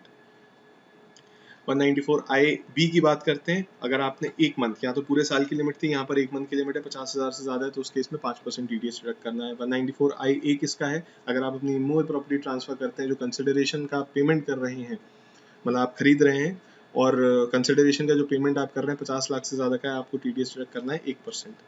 अगला आ जाते हैं 194IC, IC JDA वाला है। अगर जॉइंट डेवलपमेंट एग्रीमेंट है उस केस में 10% TDS डिडक्ट करना है, there is no threshold limit. यहाँ पर आ जाते हैं 194J, ये हम लोगों का सेक्शन है। 30,000 से ज़्यादा का पूरे फाइनेंशियल ईयर में पेमेंट हुआ, उस केस में 2%, मतलब बेसिकली 10% ही है रेट। 2% किसके लिए है, अगर कॉल सेंटर है तो, ठीक है। आगे आ जाते हैं 194LA, LA मतलब लॉस एंजलिस नहीं, लैंड एक्विजिशन, ऐसे याद कर लेना, ठीक है। तो इस केस में अगर कंपलसरी एक्विजिशन हो रहा है लैंड का और आपको पेमेंट मिल रहा है, कॉम्पनसेशन मिल रहा है फ्रॉम द गवर्नमेंट और any government company, whatever enterprise we are talking about, यहाँ पर अगर 2.5 लाख से ज़्यादा का पेमेंट अगर आपको एक फाइनेंशियल ईयर में हो रहा है, then the tax deducted will be 10%। Alright, और ये दोनों पर लगेगा, कॉम्पनसेशन है, इनहैंस कॉम्पनसेशन पर। 194M एंड N, ये दोनों नए सेक्शन है। यहाँ पर पेमेंट टू कॉन्ट्रैक्टर्स की बात की है, कमीशन और ब्रोकरेज की बात की है, और प्रोफेशनल, मतलब बेसिकली 194C, 194H, 194J, ये तीनों सेक्शन जो हम पढ़ के आ रहे हैं उन्हीं की बात कर रहे हैं। बट यहाँ पर कुछ और सिनेरियो है, यहाँ पर बोल रहे हैं पूरे साल में अगर 50 लाख से ऊपर का पेमेंट किया है आपने, सो आपको TDS डिडक्ट करना है 5% पर। वहां हमने बात की थी सिर्फ उन्हीं लोगों को इन तीनों सेक्शंस में डिडक्ट करना है TDS जो लायबल हैं ऑडिट के लिए। यहाँ पर वो बोल रहे हैं जो लायबल ऑडिट के लिए नहीं है उनकी बात कर रहे हैं। सो अगर आप ऑडिट के लिए लायबल हैं तो ये सेक्शन आप पर नहीं लगेगा, ऊपर वाले सारे सेक्शन लग जाएंगे। 194N, अगर आप बैंक से 1 करोड़ से ज़्यादा का एक साल में कैश विड्रॉ करते हैं, उस केस में आपको बैंक आपके जो अमाउंट है जो आपने विड्रॉ किया है उस पर 2% TDS काट लेगा। लेकिन किस अमाउंट पर काटेगा, 1 करोड़ पर नहीं काटेगा, 1 करोड़ से ज़्यादा का जो एक्सीडिंग 1 करोड़ रुपीज़ है उस पर बैंक TDS काट लेगा। चलिए, यहाँ पर हमारा TDS खत्म हो गया। Now let us move on to TCS complete करते हैं, उसके बाद हम एडवांस टैक्स पे जाएंगे। चलिए आइए, TCS में बेसिकली 3 बातें करेंगे, 3 पार्ट्स में से डिवाइड किया हुआ है। 206C, यहाँ पर वो बोल रहा है seller of certain goods are required to collect tax from the buyers. जो सेल कर रहा होगा, यहाँ पर देखिए क्या हो रहा है, TCS और TDS में डिफरेंस देखिए। मैं किसी कॉन्ट्रैक्टर को पेमेंट कर रहा हूँ, तो मैं जो पेमेंट कर रहा होता है वो डिडक्ट करता है टैक्स। यहाँ पर सेलर को कलेक्ट करना है टैक्स, पेमेंट कौन करता है, सेलर या बायर? बायर पेमेंट करता है बॉस, ठीक है। सो बायर के लिए TDS है, यहाँ पर TCS है। सो बेसिकली अगर जब सेलर कोई पर्टिकुलर गुड्स जिस पर भी TCS लगेगा तो सेलर साथ में 1%, 2%, 5% जितना भी TCS का रेट होगा वो भी अमाउंट कलेक्ट करेगा बायर से, ठीक है। So seller of certain goods are required to collect tax from the buyers, तो बायर से वो ये भी कलेक्ट कर लेगा कि ये पेमेंट भी मुझे करो और फिर मैं जमा कराऊंगा गवर्नमेंट को एट स्पेसिफाइड रेट, जो भी रेट होगा। तो सबसे पहले ये चार्ट देखते हैं। Alcoholic liquor for human consumption 1%, tendu leaves 5%।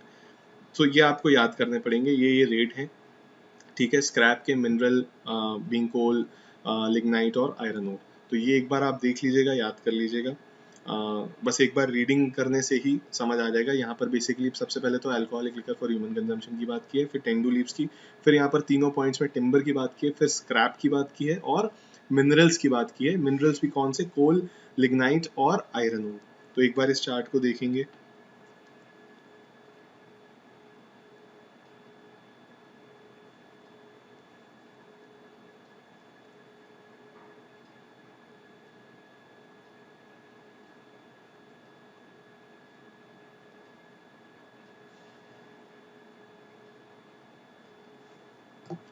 चलिए अब हम आगे चलते हैं। सेकेंड कैटेगरी क्या है, अगर every person who grants a lease or a license or enters into a contract or otherwise transfer any right or interest, किस चीज की बात कर रहा है, क्या लीज पर देने की बात कर रहा है, पार्किंग लॉट अगर लीज पे दिया, टोल प्लाजा आपने लीज पर दिया, या फिर माइन या क्वेरी कोई लीज पर दी, मतलब ये तीनों चीजें अगर आपने लीज पर दी, तब टीडीएस डिडक्ट टीसीएस कलेक्ट होगा कितना परसेंट, रेट ऑफ 2%, ठीक है। तो यहाँ पर TCS at the rate of 2% collect होगा to another person other than a public sector company. मतलब बेसिकली अगर गवर्नमेंट की कंपनी है, पब्लिक सेक्टर कंपनी मतलब गवर्नमेंट सब्सटैंशियली इंटरेस्टेड होती है, जिसमें 51% से ज्यादा गवर्नमेंट का होता है, तो उस केस में टीडीएस डिडक्ट नहीं करना। लेकिन अगर गवर्नमेंट के अलावा किसी इंडिविजुअल मतलब किसी और को दे रहे हो, प्राइवेट सेक्टर एंटरप्राइज को दे रहे हो या फिर इंडिविजुअल वगैरह को दे रहे हो, तब टीसीएस आपको कलेक्ट करना है। so, 3 केस क्या है, parking lot, toll plaza and mine या क्वेरी, ठीक है। 2% रेट है। चलिए इजी है, कोई दिक्कत नहीं है। यहाँ पर ये वाला नया आया है, ये वाला सेक्शन नया है, every person being a seller. Basically गाड़ी खरीदने अगर आप जाएंगे अब, तो 10 लाख से ऊपर की अगर गाड़ी आप खरीदने जा रहे हैं, रिपीट कर रहा हूं मैं, 10 लाख से ऊपर की आप motor vehicle, sale of motor vehicle of the value exceeding 10 lakh rupees, तो उस समय आपसे 1% का टीसीएस और कलेक्ट कर लिया जाएगा।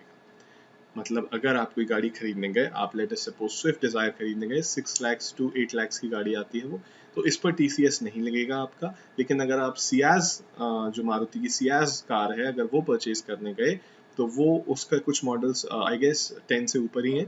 सो in that case you will have to pay an extra 1% of cess, oh sorry, extra 1% of this TCS, okay.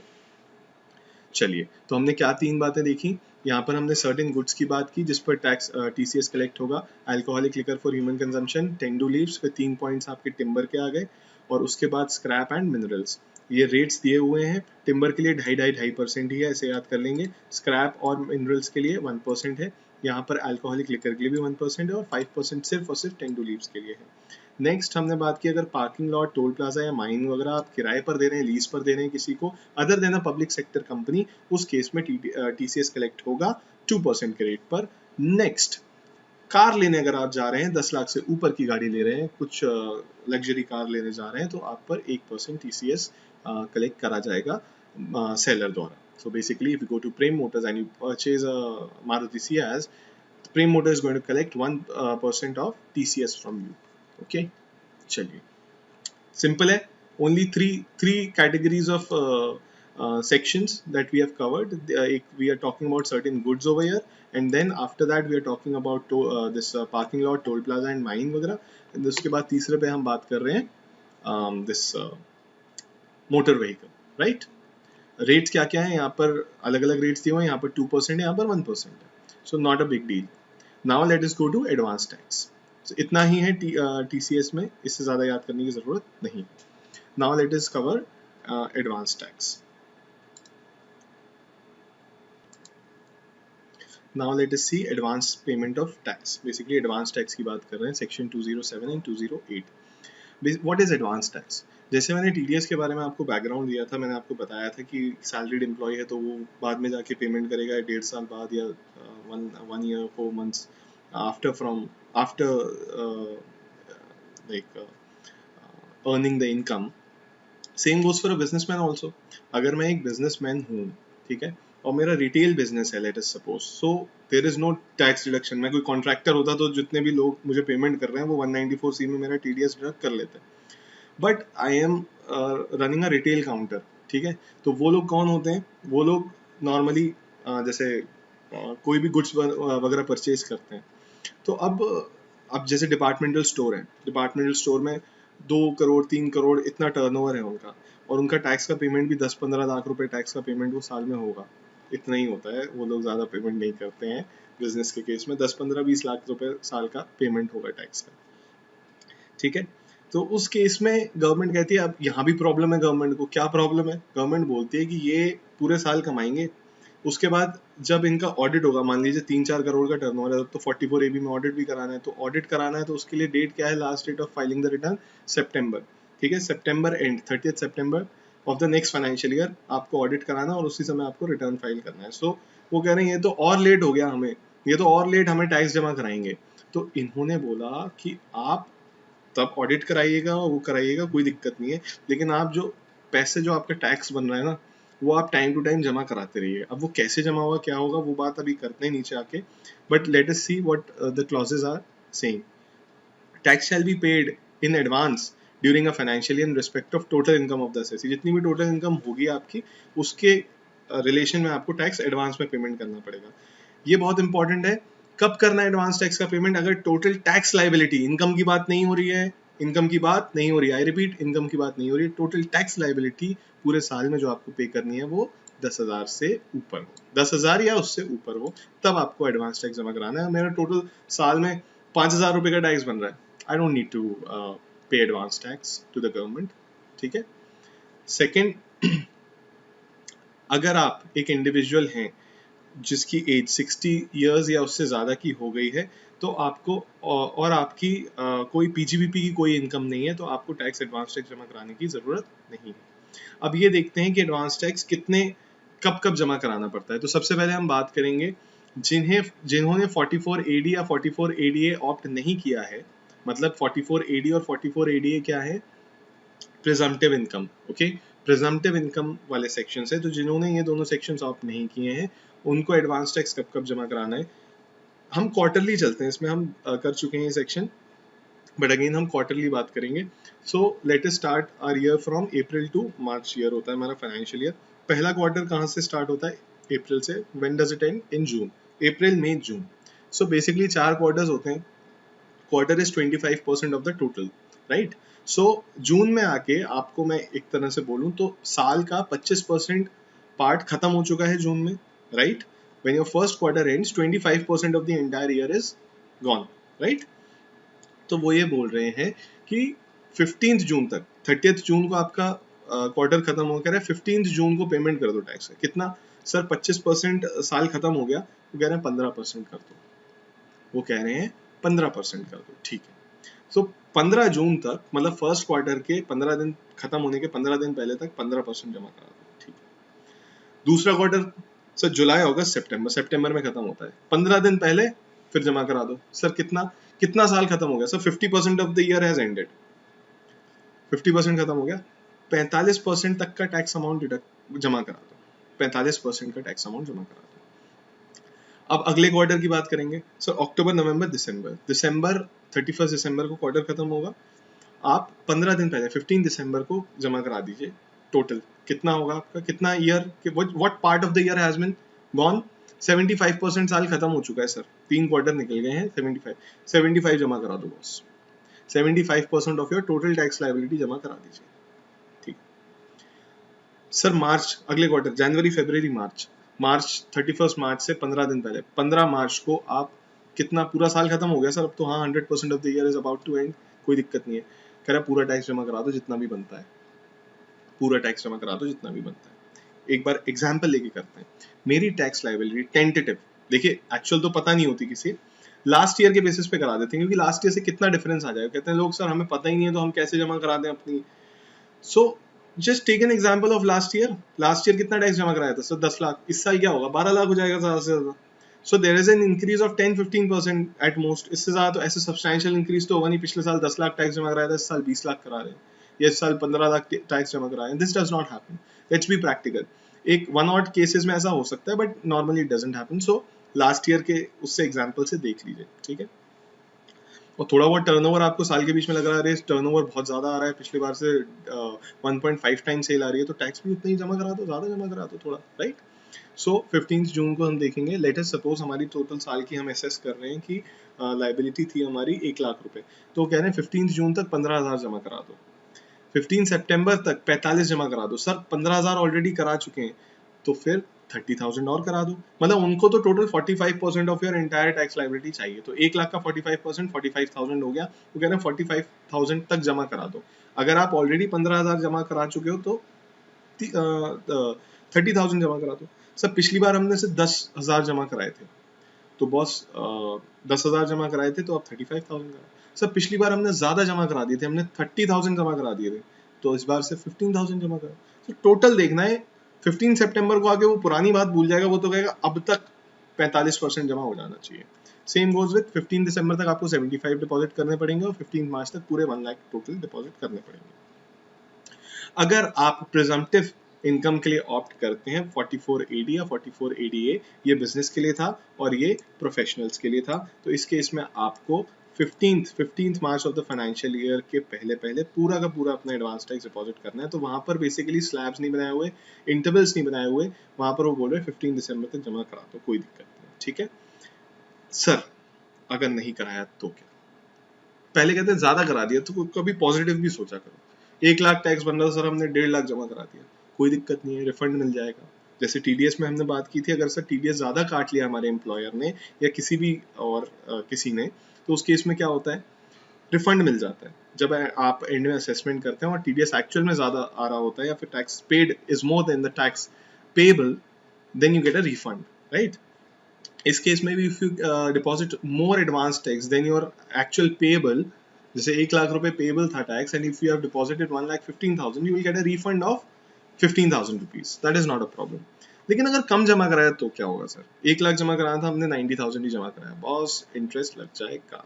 Interest के लिए 2 सेक्शन है, 234B and 234C, 234B and 234C। So let us see कब कब कौन सा section apply होता है। Interest on default in payment of advance tax, ये कह रहा है interest under 234B will be charged for non payment of advance tax if the payment of advance tax is less than 90% of the assessed tax. मतलब आपका जब साल के and में असेसमेंट हुआ तो देखा कि आपका तो जो टैक्स था वो 2 लाख रुपए आ रहा था और आपके दिमाग में था कि 1 लाख रुपए ही होगा टैक्स, तो आपने 1 लाख पूरा जमा करा दिया था। लेकिन जब कैलकुलेशन हुई आपके टैक्स की तो 2 लाख आया, तो 2 लाख का 90% जमा कराना था आपको, विच इज 1,80,000 रुपीज। आप कितना जमा करा के बैठे हैं? 1 लाख रुपए। तो आप ये वाला सेक्शन अट्रैक्ट हो जाएगा, ये वाला सेक्शन अट्रैक्ट हो जाएगा। अच्छा एक चीज पूछ रहा हूँ, 90% तक जमा कराना है, ये सेक्शन ये यहाँ पर ये स्लैब्स की बात क्यों नहीं कर रहा है, इंटरवल्स की बात क्यों नहीं कर रहा, कब तक 90%? ये यहाँ पर स्लैब्स की बात नहीं करेगा, ये तो इन टोटलिटी की बात कर रहा है बॉस। ये इन टोटलिटी की बात कर रहा है कि पूरा 100% टैक्स जमा कराना था, अगर 90% तक करा दिया तो भी ठीक है। मतलब 1 लाख रुपीज टैक्स जमा कराना था, 1 लाख रुपीज टैक्स जमा कराना, 90,000 तक करा दिया, गुड। 95 करा दिया, गुड, कोई दिक्कत नहीं है, मैं नहीं आऊंगा तुम्हें परेशान करने। बट 88,000 कराया, दिक्कत है। देखते हैं, the interest liability would be 1% per month or part of the month from 1st April of the following financial year up to the date of assessment। Basically समझेंगे यहाँ पर ये क्या बोल रहा है कि 15 मार्च तक इसने बोला था पूरा जमा कराने के लिए, ठीक है, आपने नहीं कराया, तो ये जो इंटरेस्ट टैक्स, ये जो इंटरेस्ट की लाइबिलिटी चालू होगी, ये कब से चालू होगी? 1st अप्रैल से। एग्जाम्पल लेते हैं, उससे क्लियर होगा।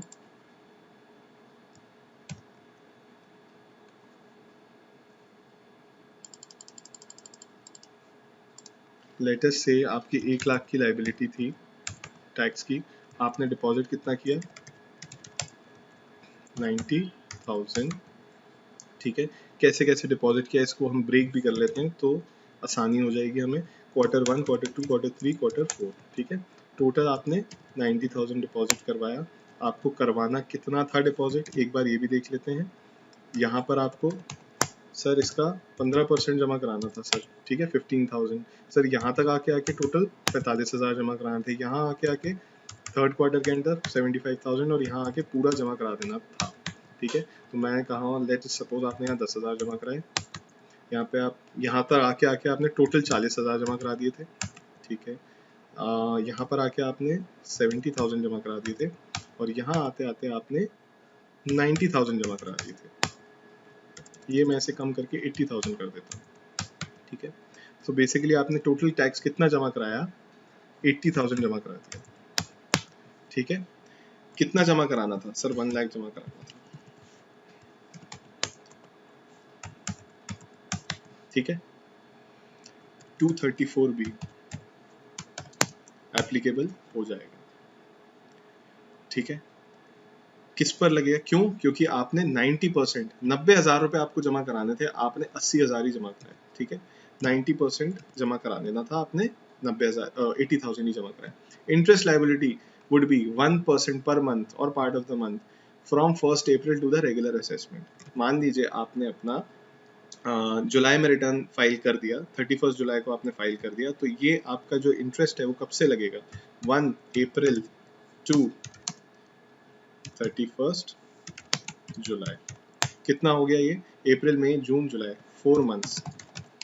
कितना लगेगा interest, 1% per month. So basically 1% per month, 4 महीने का 4% इंटरेस्ट लगेगा। अब अमाउंट नहीं पता किस पे लगेगा, आइए देखते हैं किस पर लगाना है interest. Such interest is calculated on the amount of difference between the assessed tax and advance tax paid. Assessed tax, ये है आपका असेस्ड टैक्स। जब रिटर्न फाइल किया तब आपने 1 लाख रुपए बोला कि 1 लाख रुपए मेरा टैक्स बन रहा है, और 1 लाख का पेमेंट आपने जो डिफरेंशियल था वो कर दिया। सो बेसिकली किस पर लगेगा, तो मैं यहाँ बोल दूं कि ये लगेगा 20,000 रुपए पर।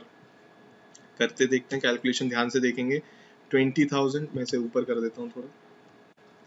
So basically equals to 20,000 difference between 1 lakh and 80,000 assessed tax and advance tax paid, ठीक है।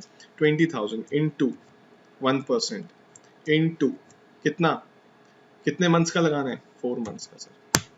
800 रुपए 234B का इंटरेस्ट आपको लग जाएगा, ठीक है बॉस। चलिए, कोई कंफ्यूजन, ये 1 अप्रैल से लगना चालू होता है। 1 अप्रैल मतलब अगर हम लेट अस से प्रीवियस ईयर 18-19 की बात कर रहे हैं, तो ये कब से लगेगा, मैं और स्पेसिफिक कर देता हूँ इसे जिससे आपको कंफ्यूजन ना हो। 1 अप्रैल 2019 से 31 जुलाई 2019 तक लगेगा, ठीक है। अगर आप और लेट हो जाते हैं रिटर्न फाइल करने में तो और लेट हो जाएगा। अगर आपने जल्दी रिटर्न फाइल करके जल्दी टैक्स जमा करा दिया तो जल्दी भी हो सकता है कोई। अगर आपने ड्यू डेट का वेट नहीं करा, आपने पहले जमा करा दिया तो जल्दी भी हो सकता है, कम लगेगा इंटरेस्ट, ठीक है। सर अगर ये पार्ट ऑफ द मंथ होता, मतलब 31 जुलाई नहीं होता, ये 10 जुलाई होता, कोई चेंज नहीं होगा क्योंकि मंथ और पार्ट ऑफ द मंथ के लिए सेम है, ठीक है ना। चलिए 234 समझ में आ गया। सो this is talking about total, total की बात कर रहे हैं, टोटल का 90%। अच्छा हाँ, अगर कोई टीडीएस वगैरह आपका डिडक्ट हो गया था तो वो उसमें से माइनस हो जाएगा। टीडीएस अगर डिडक्ट हो गया तो वो माइनस हो जाएगा। 234C की बात करते हैं। अगला सेक्शन है जिस पर इंटरेस्ट चार्ज होता है 234C।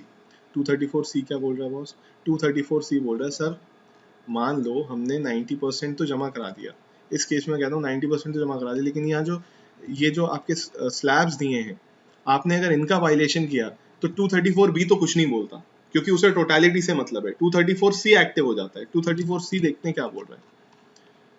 लेट अस सी 234C। 234C सेज अगर आपने यहाँ पर इतना इतना पेमेंट नहीं करा तो क्या होगा, 15% आपको बोला था जून तक पेमेंट कर दो, आपने नहीं करा, 3 महीने का इंटरेस्ट लगा लेंगे बॉस, 3 महीने का इंटरेस्ट लगा लेंगे eight the rate of 1% per month, ठीक है। सीधे सीधे 3 महीने का इंटरेस्ट लगेगा, ठीक है। आइए देखते हैं कैसे, इसी एग्जाम्पल में देख लेते हैं, इसलिए मैंने एग्जाम्पल लिया था। सर कितना परसेंट, 1%, ठीक है। तीनों के केस में, चारों के केस में, जी सर, ठीक है बॉस। अच्छा कितने महीनों के लिए सर, 3 महीने, सीधे सीधे 3 महीने।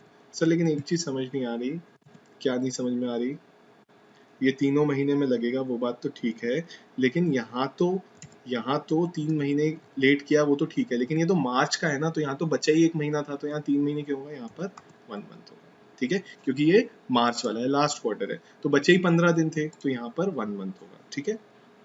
चलिए आइए अब देखते हैं सर लगाना किस पे है, सर किस पर लगाना है, यह आपने बता दिया, रेट बता दिया आपने, ड्यूरेशन बता दिया आपने, सॉरी ड्यूरेशन बता दिया कितने महीनों का लगना है, बट लगना किस पर है, अमाउंट किस पर लगाएंगे हम, तो आइए देखते हैं सेक्शन क्या बोल रहा है।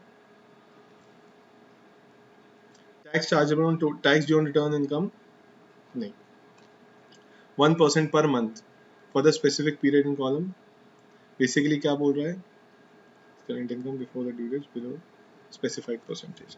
सो बेसिकली मैं आपको ऐसे ही पढ़ाने के लिए बोल रहा था, बट लॉजिकल सी बात है कि ये अमाउंट जितना आपने कम टैक्स डिपॉजिट किया उतना होगा, ठीक है। तो अगर आपको 15,000 जमा कराने थे, आपने 10,000 जमा कराए, तो 5,000 पे टैक्स देना है, क्योंकि 40 जैसे 15,000 जमा कराने थे, 10 तो आपने करा दिए, 10,000 पे क्यों टैक्स लेंगे, डिफरेंशियल 5,000 जो आपने नहीं जमा कराया उस पर टैक्स लगेगा, ठीक है। चलिए सर एक चीज और, कि सर लास्ट में ऐसा तो नहीं हो गया, डबल टैक्सेशन तो नहीं हो गया कि ये लास्ट में हमने जमा नहीं कर, एक बार अमाउंट भी निकाल देते हैं, चलिए 5000 इंटू 3 इंटू 1%, ऐसे करके तीनों का अमाउंट आ गया सर। टोटल आपका टैक्स कितना हो गया, 650 ये लग गया और 800 ये लग गया, ठीक है, यहाँ भी लग गया और यहाँ भी 650 भी लग गया। तो दोनों क्या, दोनों लग गए, 234 सी भी लग गया और 234 बी भी लग गया, हाँ जी दोनों टैक्स लग गया आपके ऊपर, ठीक है। सर ओवरलैपिंग तो नहीं हुई, नहीं बॉस बिल्कुल नहीं हुई ओवरलैपिंग, ओवरलैपिंग बिल्कुल नहीं हुई। मैं एक चीज बताता हूँ क्यों। ये जो लास्ट वाला टैक्स है, जो लास्ट मंथ का, ये सिर्फ एक मंथ के लिए लगा, ये मार्च तक ही रुक गया, ये मार्च तक ही रुक गया, बेसिकली ये मार्च तक रुक गया। और ये वाला टैक्स जो, ये वाला जो इंटरेस्ट है 234B, ये चालू ही अप्रैल से हुआ है। सो ओवरलैपिंग नहीं हो रही, ये मार्च तक लग रहा है और अप्रैल के बाद ये लग रहा है, ठीक है। और लॉजिकल भी है, वो कह रहा है स्लैब्स में अगर आपने पेमेंट नहीं किया तो ये वाले सब में इंटरेस्ट लग जाएगा, स्लैब में अगर आपने सही पेमेंट कर दिया तो ऑब्वियस सी बात है, ऑब्वियस सी बात है, अगर यहाँ पर टैक्स लगा होगा, यहाँ पर इंटरेस्ट लगा होगा तो यहाँ पर भी लगेगा बॉस, ठीक है। और अगर यहाँ पर नहीं लगा तो यहाँ पर भी नहीं लगेगा कुछ केसेस में, ठीक है।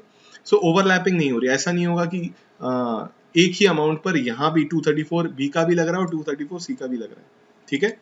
एक ही अमाउंट पे कह रहा हूँ, दोनों इंटरेस्ट साथ में लग सकते हैं, बिल्कुल लग सकते हैं, लग ही रहे हैं, आप देख रहे हैं यहाँ पर आपने 90,000 तक का पेमेंट नहीं करा पूरे साल में, 90% तक का, और यहाँ पर आपने स्लैब वाइज भी लेट कर दिया पेमेंट, तो यहाँ पर अलग लग रहा है, यहाँ पर अलग लग रहा है।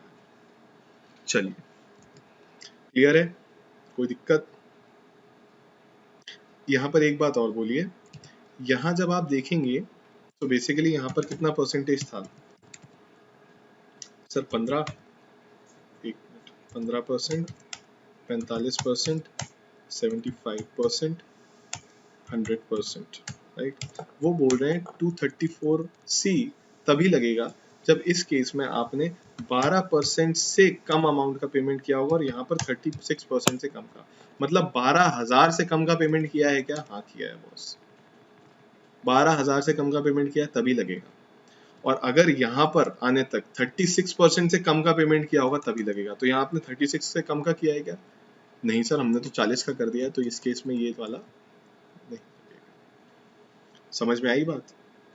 ये बोल रहे हैं करना तो 15 था, 15 किया क्या, नहीं किया सर, कितना किया, 10% किया, मतलब 12 से भी नीचे चले गए, हाँ जी सर, तब लग जाएगा इंटरेस्ट 234C का इस क्वार्टर के लिए।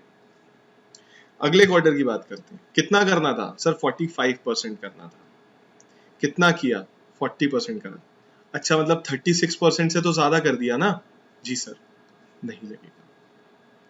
अगले क्वार्टर की बात करते हैं, कितना करना था, 75% सर, कितना किया, 70%, लग जाएगा बॉस, कोई रियायत नहीं है, कोई एग्जेम्पशन नहीं है, कोई भी आपको बेनिफिट नहीं दिया यहाँ पर और यहाँ पर, ठीक है। So this limit is only for the first 2 quarters, मतलब बोल रहे हैं कि 15 से अगर 12 से 15 के बीच तक पेमेंट कर दिया कोई दिक्कत नहीं, इंटरेस्ट नहीं लगेगा, 36 to 45 तक पेमेंट कर दिया कोई दिक्कत नहीं, इंटरेस्ट नहीं लगेगा, उससे भी कम किया लग जाएगा, ठीक है।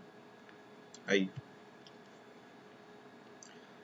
सर, अगर 44AD और 44AD प्रिजम्पटिव इनकम अगर ऑप्ट की होगी तो इस केस में 234B में तो आपने बता दिया था कि 15 मार्च तक है, और अगर नहीं है तो फिर उस केस में क्या हो रहा है, इंटरेस्ट लग रहा था, तो इस केस में यहाँ पर बेनिफिट मतलब कुछ अलग है क्या, जी यहाँ पर भी अलग है। ये बोल रहे हैं कि आपको स्लैब्स को नहीं देखना है, यहाँ पर बोल रहे हैं कि 15 मार्च तक आपने अगर पूरा पेमेंट नहीं किया तो उस केस में 1% जो भी शॉर्टफॉल होगी उस पर इंटरेस्ट लगा देंगे, सिंपल इंटरेस्ट लगेगा 1% का, ठीक है। कुछ केसेस में 234C का इंटरेस्ट नहीं लगता, वो केसेस कौन से हैं, अमाउंट ऑफ कैपिटल गेन, अगर कैपिटल गेन हो रहा है तो 234C का इंटरेस्ट नहीं लगेगा, ठीक है। ये हमें पता नहीं लगा सकते थे कभी, 234B लग जाएगा, ध्यान रखेंगे 234B लग जाएगा। वो कब का होता है, वो कहता है कि साल के एंड तक आते आते आपको पता लग जाएगा ना कि कोई आपने बिल्डिंग बेची या नहीं बेची, कोई प्रॉपर्टी बेची या नहीं बेची, तो अगर आपको पता लग गया था तब तो जमा करा दीजिए। लेकिन आप सोचिए मेरी वैसे ये साल का 1 लाख रुपए टैक्स बनता था, मैं एग्जांपल करा देता हूँ, क्लियर हो जाएगा। लेट अस से मेरे साल का टैक्स फ्रॉम पीजीबीपी 1 लाख रुपए बनता था, ठीक है। नॉर्मली मैं जमा कराते रहता था, इसके हिसाब से टैक्स 15,000 करा दिया, फिर 45,000, फिर 75,000 और फिर 1,00,000 टोटल जमा करा देता था मैं, कोई इंटरेस्ट पे नहीं करता था। अब इस साल मैंने क्या करा, कैपिटल गेन से भी मुझे टैक्स देना पड़ा। मैंने एक प्रॉपर्टी बेच दी, उसमें मेरा 4 लाख रुपए कैपिटल गेन निकल के आ रहा है। कब बेची बॉस? सर ये मैंने जून में बेच ये मैंने दिसंबर में बेची थी सर। तो दिसंबर में आपको पता चला। अब गवर्नमेंट बोलती है, गवर्नमेंट अगर ये बोले कि 234C का इंटरेस्ट की बात कर रहा हूं मैं पहले, वो लगता है कब? Quarter wise, Q1, Q2, Q3 and Q4 quarter wise लगता है। गवर्नमेंट बोलती है दिसंबर में आपने बेची जमीन, आप इसका भी इंटरेस्ट हम लगाएंगे आप पे, आपको ये पहले ही जमा कराना चाहिए। एसएससी बोलता है मैंने तो दिसंबर में बेची है, मुझे जून में बैठ के या सितंबर में बैठ के कहाँ से सपने आ रहे थे कि मैं ऐसी कोई प्रॉपर्टी बेचूंगा, और कहाँ से मैं आपका एडवांस टैक्स जमा करा देता इस 4 लाख पे। समझ में आ रही है बात? दिसंबर में प्रॉपर्टी बेची, आप कह रहे हो एडवांस टैक्स Q1 में Q2 में जमा करा दो, कैसे जमा करा देता? गवर्नमेंट ने बोला बात तो सही है, ये हम आप पर नहीं लगा सकते। 234B लग सकता है। 234B कब लगता है सर? साल के एंड में अगर 90% तक टैक्स नहीं जमा कराया मार्च तक, तब ये लगता है। तो मार्च तक तो पता चल गया था, तब तो करा देते। मार्च तक तो पता चल गया था, तब तो करा देते टैक्स जमा।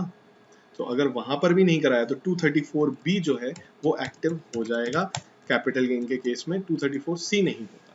ठीक है, और देखते हैं क्या बोल रहा है। अगर कोई सेम केस, सेम चीज बात हो गई, ये नॉन रेकरिंग इनकम है, ये विनिंग फ्रॉम लॉटरी पजल। मुझे थोड़ी ना पता था कि जनवरी में जाके मैं कोई क्विज कॉन्टेस्ट में कुछ प्राइज मनी जीत कर आ जाऊंगा। फिर क्या बात कर रहे हैं?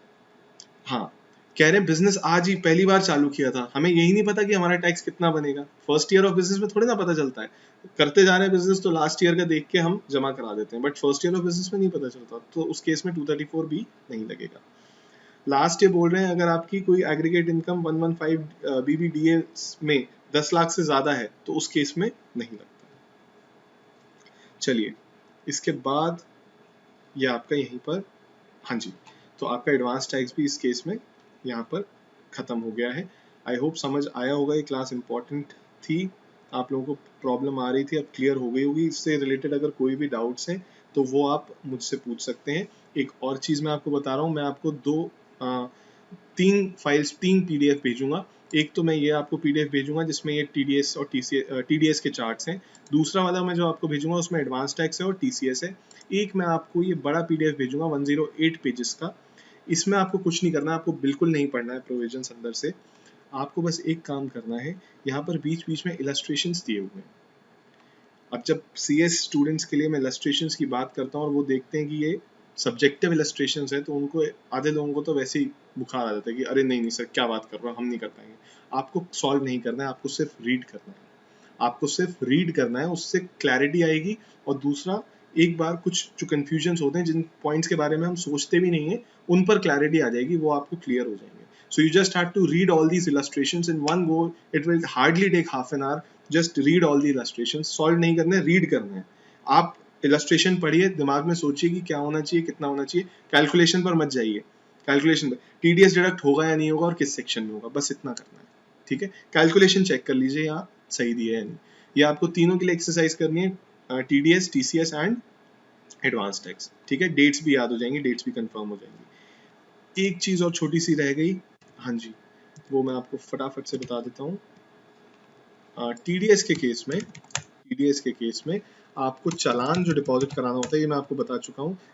ये नेक्स्ट मंथ की 7th को जमा कराना होता है। 7th, basically